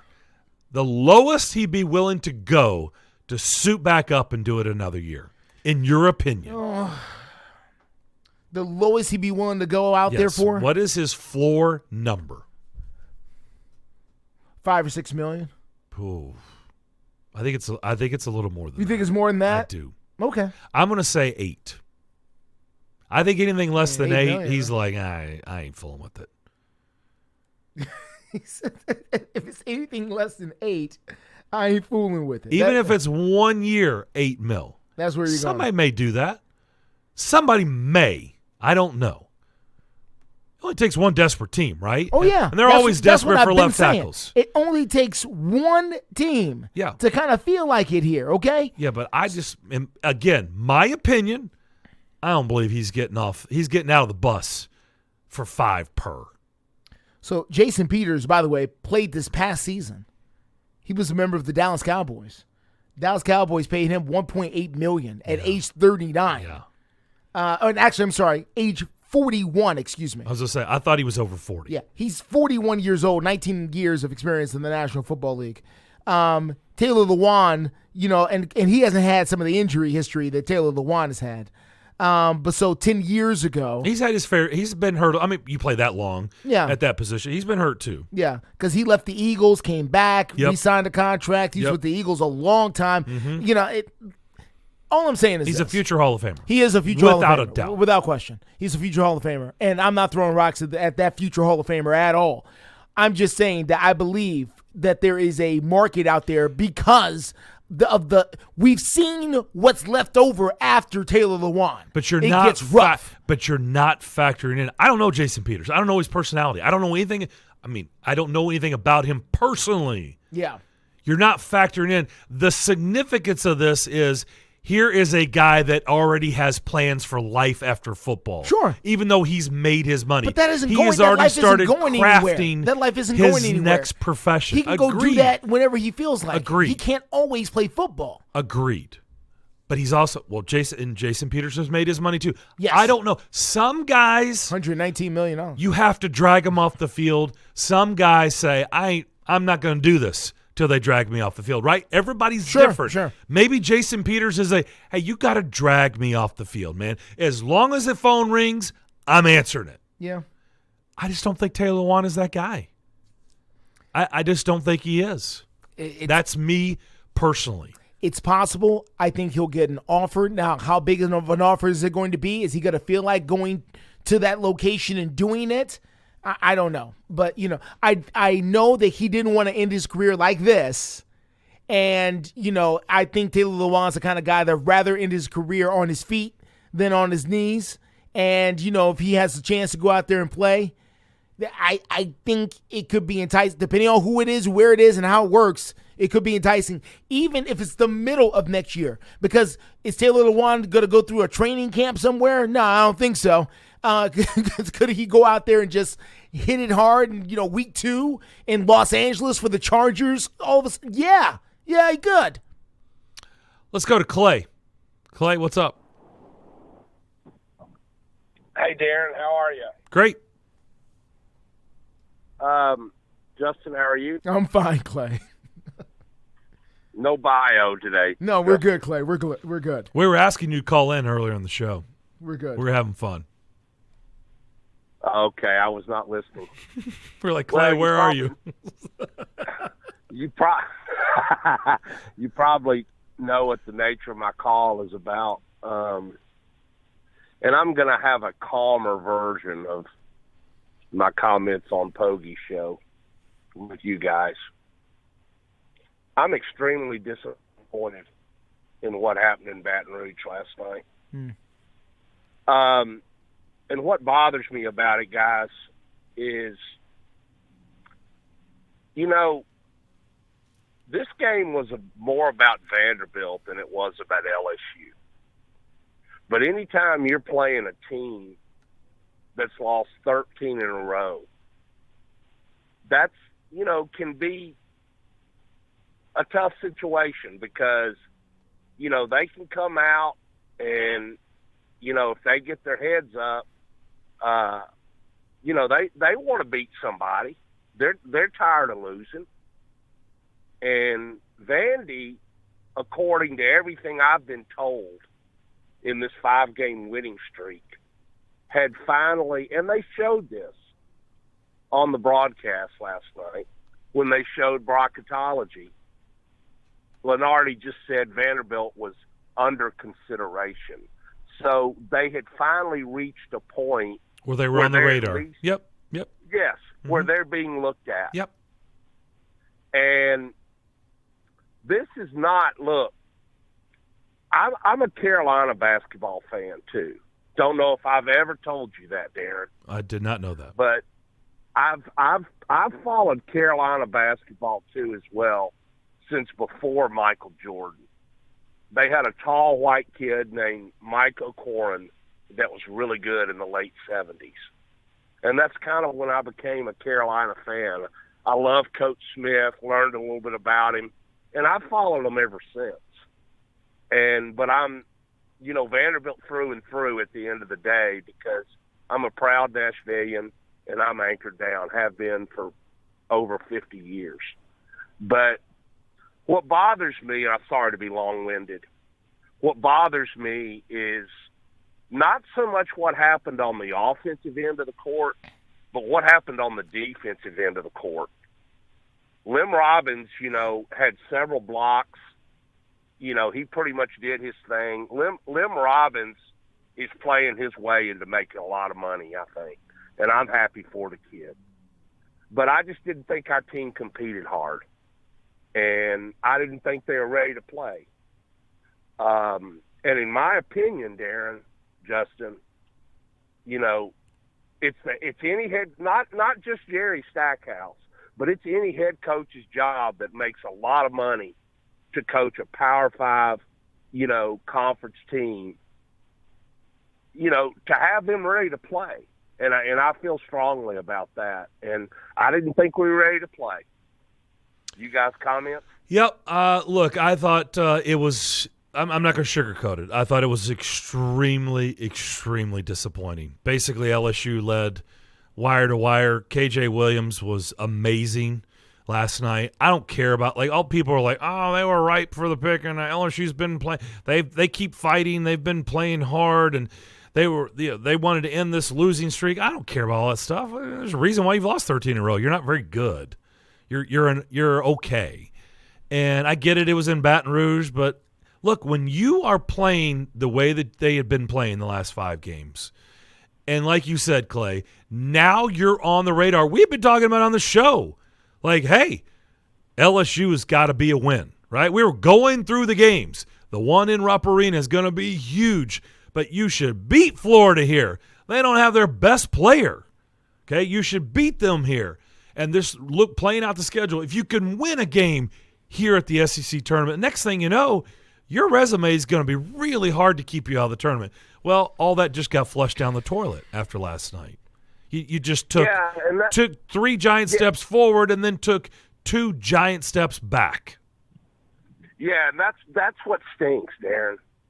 I mean, because as a passionate fan of Vanderbilt University, I care about these kids. They're good kids. They come here to get an education. We go to school at Vanderbilt. We're not having, not to kind of take this another direction, but we're not having, any lawyers involved about who's got a pistol and who doesn't. None of our kids do that. And that's one of the reasons why I'm a Vanderbilt fan, is because the kind of kids that put that jersey on. And that's a privilege, not a right. Well, it's a stinging loss, and they're going to have to recover, and we're going to see how they do it. Clay, appreciate the phone call as always. Thanks. Do they, tuck their tails between their legs, and they just kind of They just kind of wilt away after that loss, or do they stand back up, stick their chest out like after the Alabama embarrassing loss, and start playing again? But to me, there's no way to sugarcoat it. That's a bad loss. You ever play against somebody who can't miss? You ever play against somebody who's having the night of their life and there's nothing you can do about it? Well, you ever run? I think we know the answer to that. KJ Williams went Super Saiyan last night. Yeah, he did. And then, this is just what happens. So did Brandon Miller, by the way. Listen, when guys do those things, and you can try as hard as you can, and they're just doing a thing. They're playing defense. They're hitting the shots. They're doing. I mean, there's sometimes it just is what it is. I know. It's just.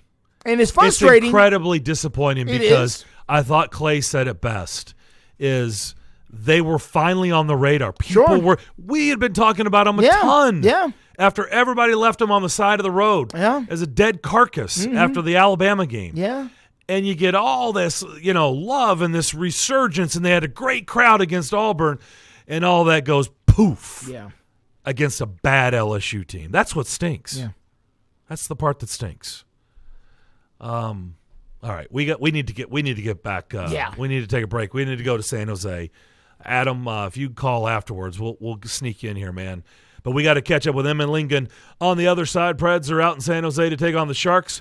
We'll talk to her next here on the McFarland Show, WNSR. Hey, Nashville. Start your day the right way with Bongo Java Cafe, located in the lobby of the Omni Nashville Hotel. Bongo Java is Nashville's oldest local coffee company. Get your day started with a freshly baked muffin and wash it down with a hot cup of dark roast or hair of the dog blend. With free Wi-Fi, you can get some work done while enjoying a toasted breakfast sandwich. Beat the traffic. Treat yourself at Bongo Java Cafe, located in the lobby of the Omni Nashville Hotel, 5th Avenue, downtown Music City.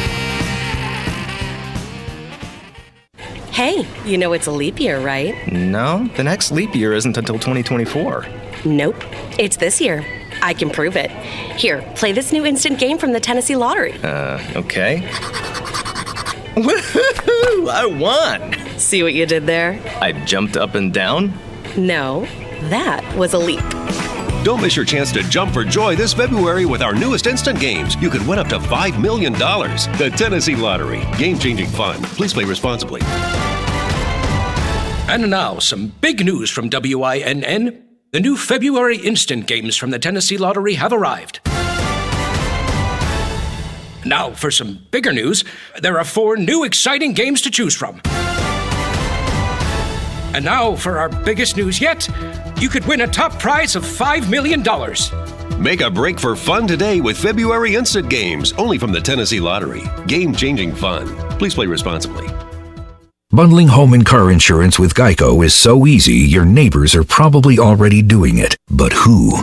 They may drop little hints like, beautiful day out. Even more beautiful since we saved by bundling our home and car insurance with Geico. Or, yard work is hard. Much harder than bundling with Geico, which was easy. Or it may be even subtler, like, speaking of burgers, we bundled our home and car insurance with Geico and saved a bunch of money. Bundling is easy with Geico. Just ask your neighbors. In uncertain times, you can be certain of this. The Salvation Army is serving those most in need with help and hope. Thanks to your donations, the Salvation Army is helping those affected by COVID-19, those who've lost wages, who have no home to retreat to, who need food, help with utilities, and most of all, hope. To see how you can continue to make a difference, visit GiveWestwood.org. GiveWestwood.org. Jacob the Electrician is on the air saluting the brave men and women of our U.S. military. Their tireless efforts shall never go unnoticed. This proud salute is brought to you by Jacob the Electrician, providing quality service and pride. Give Jacob the Electrician a call today at 615-582-3452. That's 615-582-3542. Jacob the Electrician, on the air saluting our troops and veterans. They're professionals who care. The Jim Rome Show. I get a lot of vacation. I understand that. However, I don't take a lot of sick days. These things are not one and the same. That was not like I worked 8 straight days or I worked Super Bowl Sunday. I think I'll give myself a day off. I earned it. Hey, and by the way, I could. because I have those days. I pride myself in not taking sick days. I hate that. We usually grind through it. But honestly, it was the right thing. In that case, it was the right thing. The Jim Rome Show. Weekdays 11 to 2 on Nashville's Sports Radio.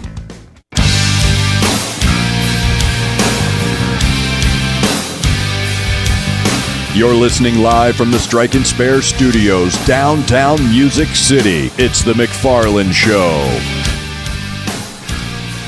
Let's make our way out to San Jose. The Preds have tonight. Get a little nap in.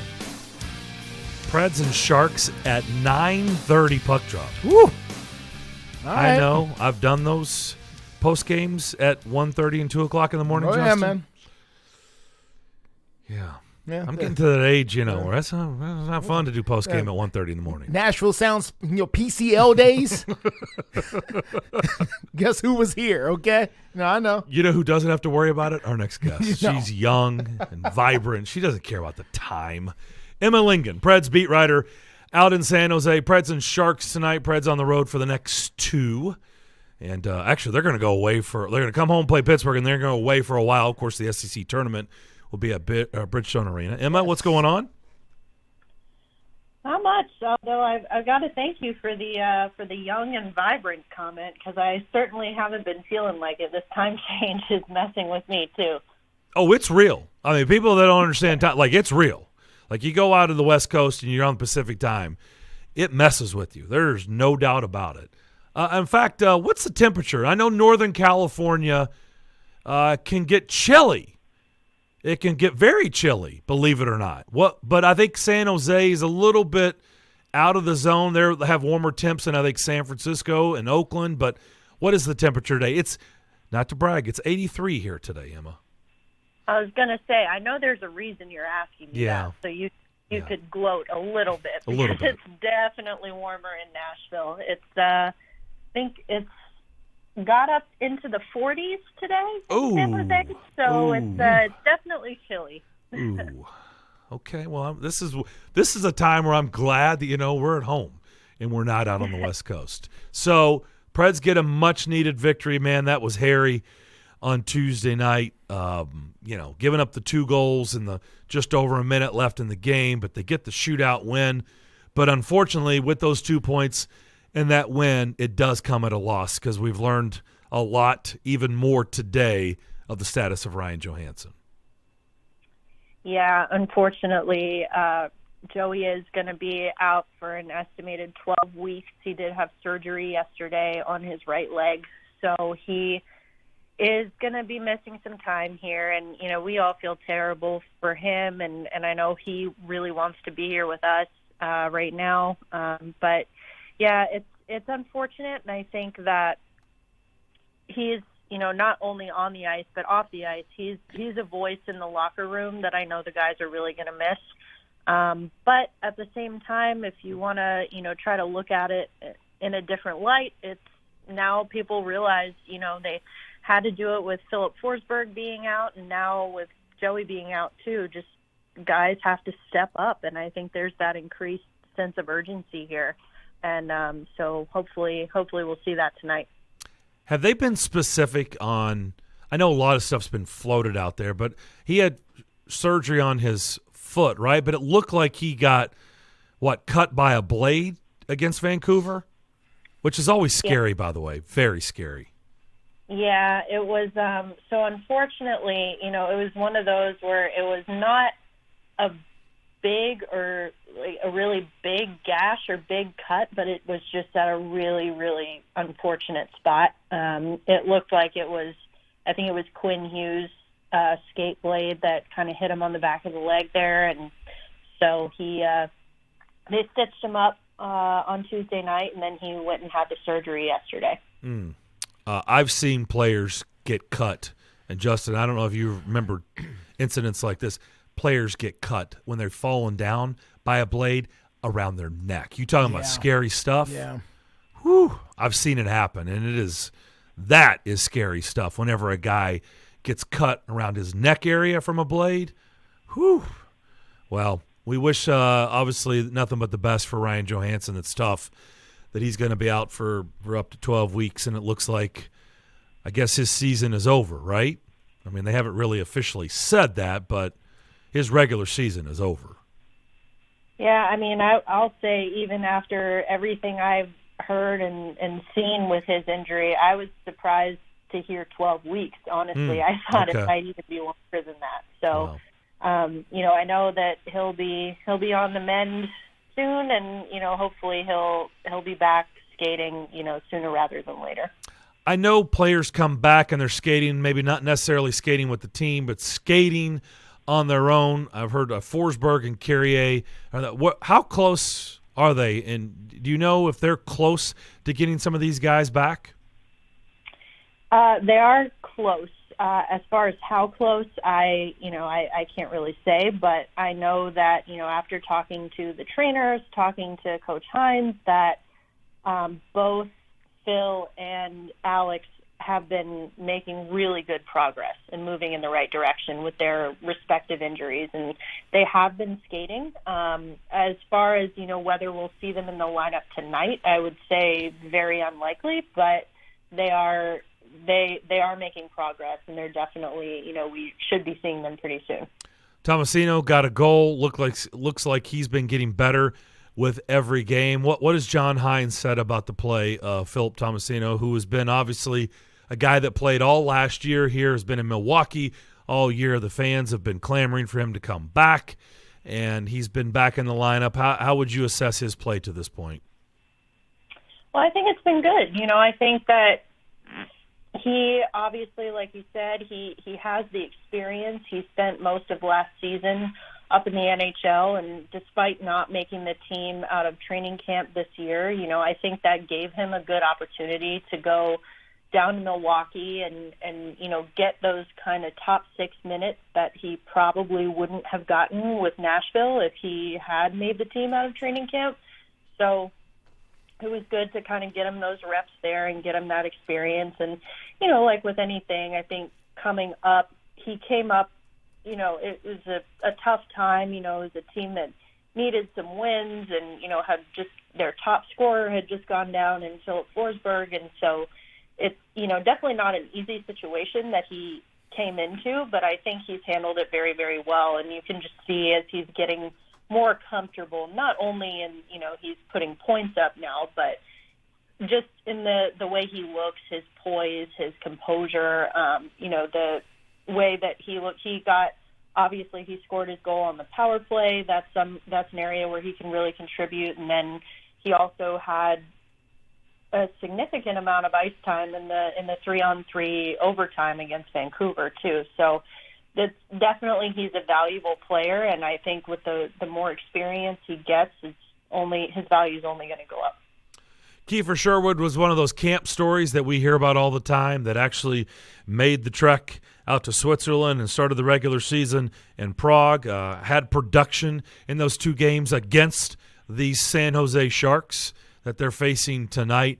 He's been recalled from Milwaukee. What is the plan for, you think, Kiefer Sherwood? Is he going to be in the lineup tonight? He will be in the lineup tonight. I can confirm that. As far as where in the lineup and how exactly the line combinations are going to change with Johansson being out, I don't know for sure yet. There are probably some game time decisions to be made there. But Kiefer has, he really has kind of been on a tear in Milwaukee recently. I think he's had 7 goals and 5 assists, I believe, in his last 10 games. So he's really been on a hot streak. And like you said, he scored the Predators' first goal of the season in Prague against the Sharks. And so it's a good thing for him. He's familiar with the team, with the strategy, and obviously he's going to be facing a Sharks team that he's already seen twice. So that's all helpful. But as far as where exactly he'll slot in and which lines will get moved around, unfortunately I don't have any additional specifics on that just yet. Emma, I want to take you back even before the game the other night against Vancouver, back to the game against unfortunately Boston, which had a lot of people buzzing at the time after the 5-0 shutout. A lot of people frustrated. A lot of people voiced frustration after that game. Predators able to rebound a little bit, go down to take on Florida, took care of business. Then, against Vancouver. Do you think the Boston game could have been some type of turning point, wake-up call, nudge for the team, frustration to a level that we haven't seen, guys, this really is not going to cut it? Yeah, I think you almost have to look at it that way. If you're the players, you really have two options. You either let it defeat you, or you just, you take it, like you said, and use it as fuel to your fire. And I think I talked to Matt Duchene after that game, and he said something to the effect of, this could be the best thing that could happen to us at this point, is that it really does kind of give us that kick in the pants to be like, all right, this is not, you can't win. You can't win games in this league when you play like this. And we're at a point in the season where, every win always counts, but Sure. especially now when they're really in a dogfight for a playoff spot here, it's, they matter even more. So I think, like you said, I think that the guys definitely took that to heart, and they've talked about it, and you're seeing it even in the Minnesota game. Obviously they didn't win, but and it was a real heartbreaker of a loss too, the way that it ended. But you see a team that was able to come back from a deficit, and that was something that, traditionally this season has not been their strong suit. They were able to come back. They were able to tie it in the last minute. I think everyone, myself included, thought it was going to go to overtime and that we would at least get a point out of it. And it's just unfortunate that that Minnesota scored in the final seconds there, because, and even, if you look at it, and if you just from talking to the coaches about it too, it really, that's hockey sometimes. You hate to oversimplify it like that, but sometimes that's the way she goes. And, it was just a really unlucky bounce. It wasn't a blown assignment. It wasn't like anyone wasn't doing their job or wasn't where they should be. It's just every once in a while you just end up on the wrong side of bounces like that. So, but I think, it's obviously the result was heartbreaking, but if you look at the overall game and the way that this team battled to get to that point, I think you can see that losing in the fashion they did against Boston really kind of lit a fire under them. So, Emma, very quickly, who does this, the loss of Phil Forsberg, we're hoping he'll be back, relatively soon, but who does this open up a door for? Who is getting more playing time, more opportunities, because he is not there? Well, I think you've seen we talked about Tomasino already. He was kind of the corresponding move there when Philip went down. But another guy that I would pay particular attention to is Juuso Parssinen. Obviously, this is his rookie season. He's come in, done very well, played all throughout the lineup. Recently, he's been getting some opportunities at the wing, too, which he started as a center, and that's his traditional position. But I think that, we've seen him not only get time on the wing, but actually excel there. He had 2 points in the last game, and he's really been thriving in that position. So I would say with a key winger being out in Philip Forsberg, I would pay particular attention to Juuso Parssinen, and as he's getting more responsibility there and seems to be doing really well with it. Justin, we've talked about meat hooks. Yeah, hands. He's got big hands. Big hands. Firm handshake. Very firm handshake. Okay, good to know.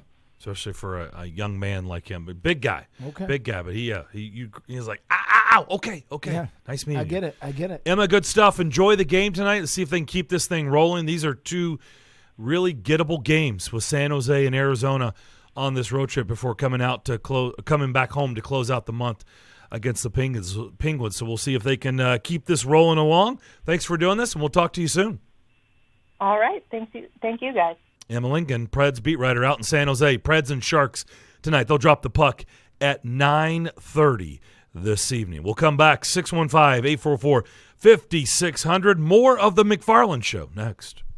The 6th Annual Mid-State Classic is happening on March 15th at the Ridley Sports Complex in Columbia, Tennessee. And this year it's a doubleheader. For nearly a decade, the City of Columbia Parks and Rec Department has showcased the most highly attended women's college softball matchups in the state. The 6th Annual Mid-State Classic kicks off their doubleheader at 1 p.m. with the Bucks from Motlow State taking on the Chargers of Columbia State. Then at 5:30, the Austin Peay Lady Govs battle the Lady Vols of the University of Tennessee. Tickets to the 6th Annual Mid-State Classics are only $10 and are on sale now. Motlow State versus Columbia State. Austin Peay versus Tennessee. Wednesday, March 15th, starting at 1:30 at the Ridley Sports Complex in Columbia, Tennessee. For tickets and information to the 6th Annual Mid-State Classic, log on to columbiatn.com/Mid-State Classic or call 931-388-8119. That's 931-388-8119. The 6th Annual Mid-State Classic.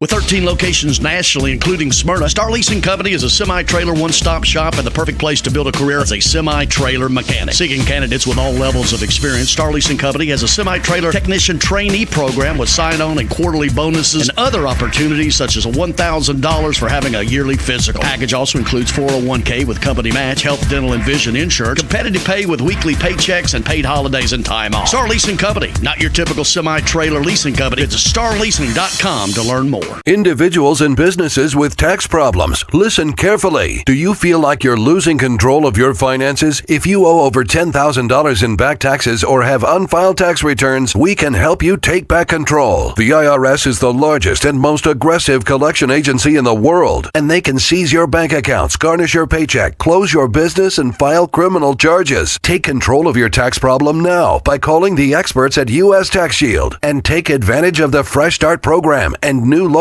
that may allow us to negotiate a settlement for the lowest amount possible. Our team of tax attorneys and enrolled agents can stop collections and get you protected so you can take control of your financial future. U.S. Tax Shield offers a price protection guaranteed quote to get you protected today. U.S. Tax Shield is A+ rated with the Better Business Bureau, so call now. 800-785-9132. That's 800-785-9132. U.S. Tax Shield. 800-785-9132. Slim's Tender Mac Bowls are back. We start with a 3-cheese blend to make our delicious mac and top it with chopped hand-breaded tenders and Colby Jack cheese. Try the Tender Mac Bowl meal or the Buffalo Tender Mac Bowl meal, both served with Texas toast and a medium drink. But hurry, they're only around for a limited time. Download the Slim Chickens app to order and earn rewards.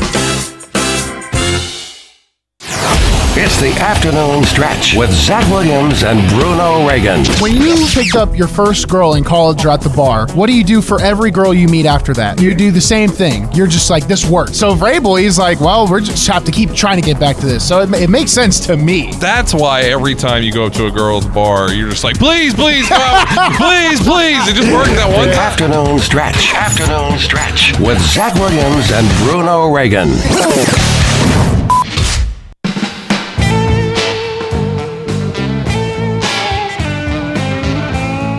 The McFarland Show. Video streaming live on Twitter, Facebook, and YouTube from the Strike and Spare studio. Both donning the blue shirts today. Yes, we are. We didn't color coordinate for the show purposes. No.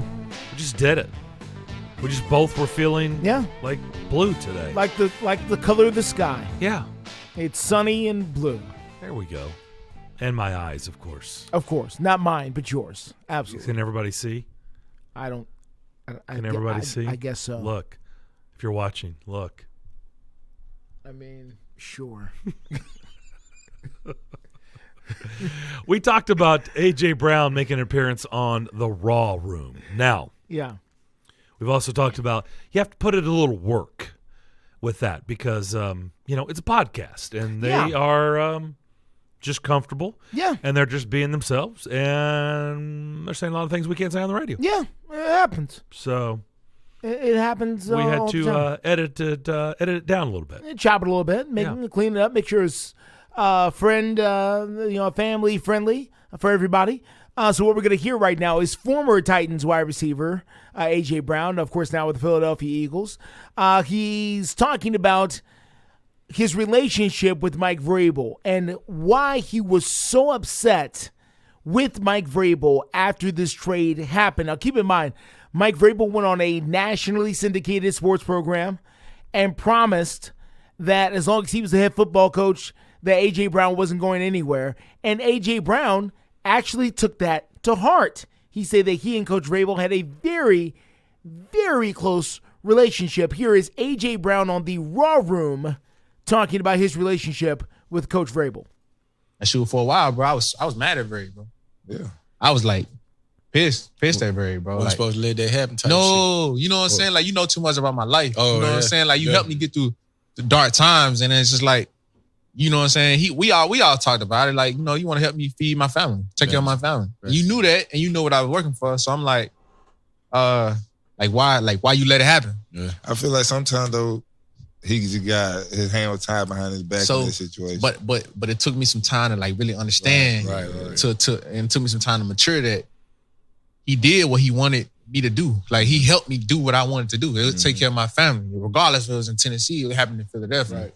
And so it took me some time to like really like grow up and like learn like this is a business. Because I'm not saying I was untouchable, not even thinking I was untouchable, because nobody's untouchable, but just like, and I felt like I did enough work here to, you know what I'm saying, play. I gave him like a whole map. Like, I gave him a whole map. Like, I want to take a little three-year deal, come back and take a 2-year deal, call it a day. Yeah. I'm that transparent with Ray. Right. You know what I'm saying? I'm like, listen, I don't even got to be wide receiver 1 when I come back up. Yeah. Now, I transition to 2, like, because I'm on my way out at that point. So I'm that transparent with him. You know what I'm saying? Like, we got so close. Like, he knew about my family. I go over his man house, my daughter. You know what I'm saying? I'm close with his family, his son and everything. So I'm like, so I was upset at him. You know, I was a little upset at him.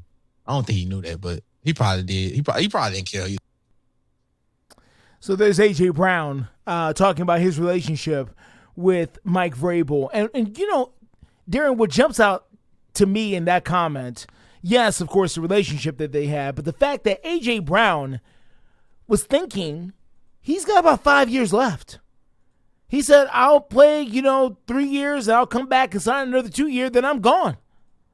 So he had a whole exit strategy for football already that is set to go for him as far as he thinks he's going to be productive. And I think sometimes we think these guys are going to play forever. And I find it interesting that A.J. Brown, and rightfully so, the game is rough. He is already thinking about how he can get out of the National Football League. And so that part of the clip I found very, very interesting. And the fact that he had his feelings hurt that Mike Vrabel didn't do everything. And listen, again, we do not know what Mike Vrabel said, who he talked to. Did he stand on a table? Was he not talking to people for a little while? We don't know any of that. We just know what we've seen on the clips, and we now know what A.J. Brown thinks about the situation. What I think is interesting is so many athletes, and I understand what's going on today. It's so lucrative, right? They're making more money than they've ever made. Yeah. The salaries keep going up. The cap keeps going up. TV contracts keep going up. Everybody is making money hand over fist. And so I do understand it. What I do think is concerning to me. Some can handle it, and some are just fine. But like Jake Locker clearly was just fine. He was good. Going right off the field and right into the woods, into a deer stand, never to be heard from again. Yep. Okay. And he didn't care about a limelight. He had backup offers. Come here, be a backup. Nope, I'm good. Any interest at all. Okay. And he barely played in the league. But he was on that old CBA, and he got tons of money. Yep. And, so be it. But AJ's not wired like that. There's a reason why AJ is very prominent on social media. He does need to grow up. He has been very immature. If you're going to be on social media and you're going to be famous, you have to be able to handle what comes at you.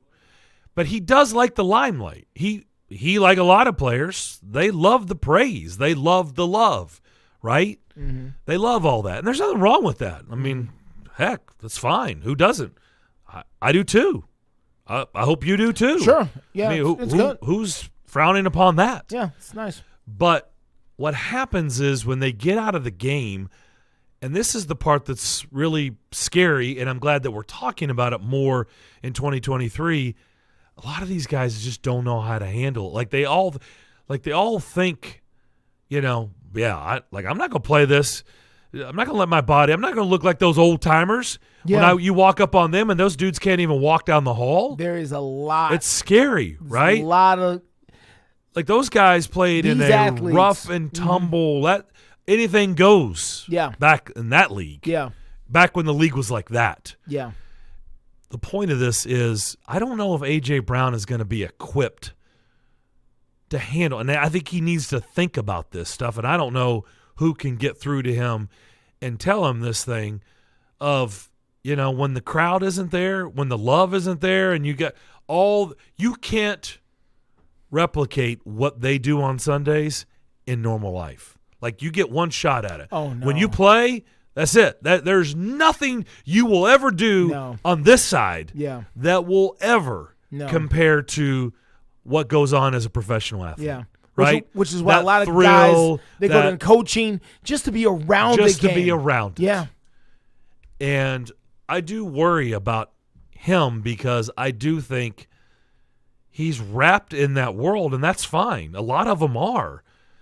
But what is he going to do to be able to fulfill that when it's missing, when it's gone, right? But because I think that's interesting that he's acting like, why would you think you only have 5 years left? You're a wide receiver. The game is geared for you not to get blown up like older wide receivers used to. Yeah.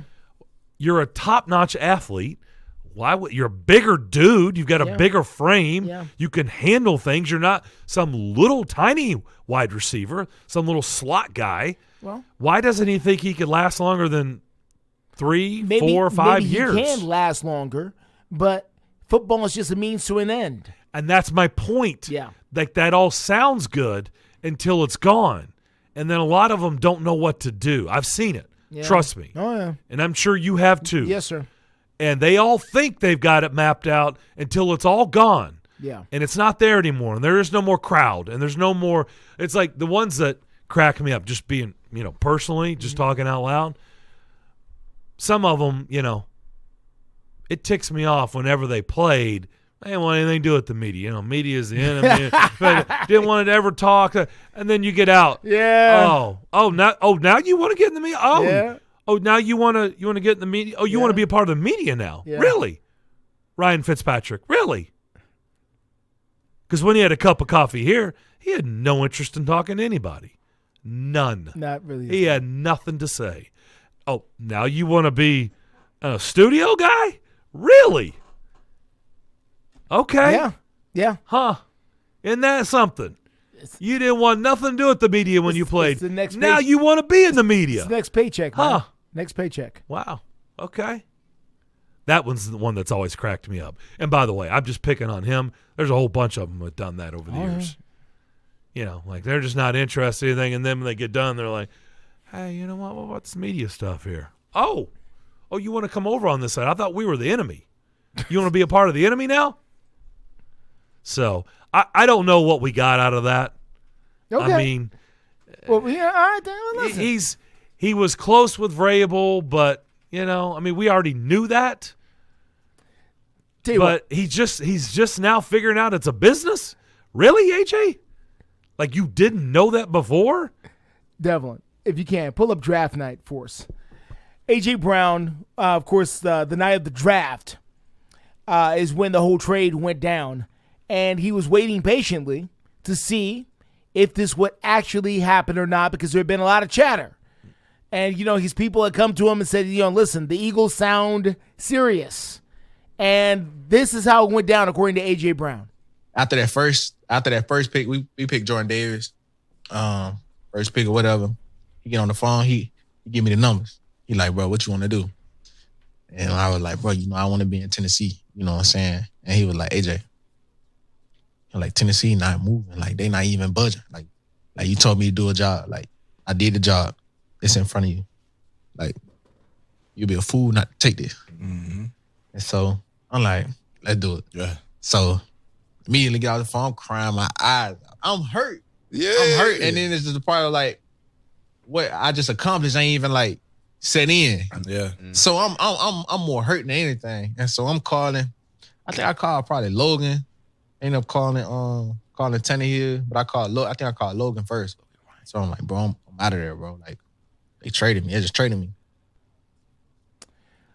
I'm assuming the Logan could be Logan Ryan, who was on the Titans football team a couple years ago. And from my understanding, Darren, was a major mentor to a lot of the guys on that football team, even after his playing days were over.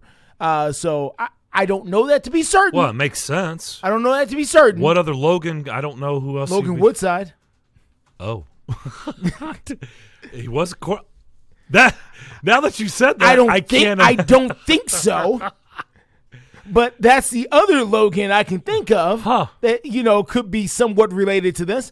So I'm just saying. So obviously we know who Tannehill is. Well, the reason I said that is because the first one I thought of was Logan Ryan, but I'm like, but would he be that close to a guy on the other side of the ball as opposed to a guy that is on, now that you say Logan Woodside, he even pop in my head.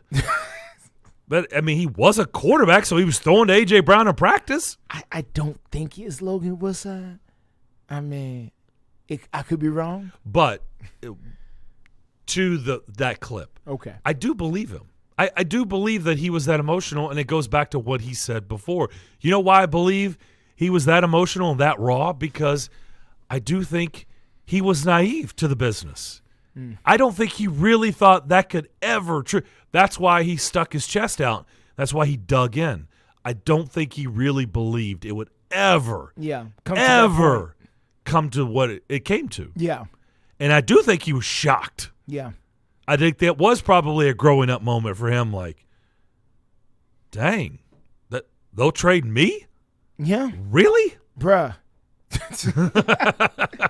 Listen, and this is where the players of today have studied certain parts of history, but they haven't studied all of it. Okay, because listen, everybody, they've got Steve McNair's likeness over there on Nissan Stadium, and it's as long as the stadium is. As far as length is concerned, but they locked that man out of the facility. Okay, yes, they did. They locked that man out of the facility. They told Steve McNair, the best quarterback this franchise, the Titans franchise, has ever seen, you are not welcomed in this facility. If they will do that to number 9, yes, sir. Yes, sir, they will trade you. Because this organization has been around for 60 years. And you are not bigger than the organization. So, they better learn that. Because the organization going to keep being here. You don't have to be. You're optional. If AJ was asked about what was his welcome to the league moment, we all know his answer. All right, that'll do it for our show today. We're going to run out here and jump in the pool. No, not really. No. But we're going to enjoy the weather. You enjoy the rest of your day. We'll finish up the week tomorrow with you starting at 2 o'clock. See you then.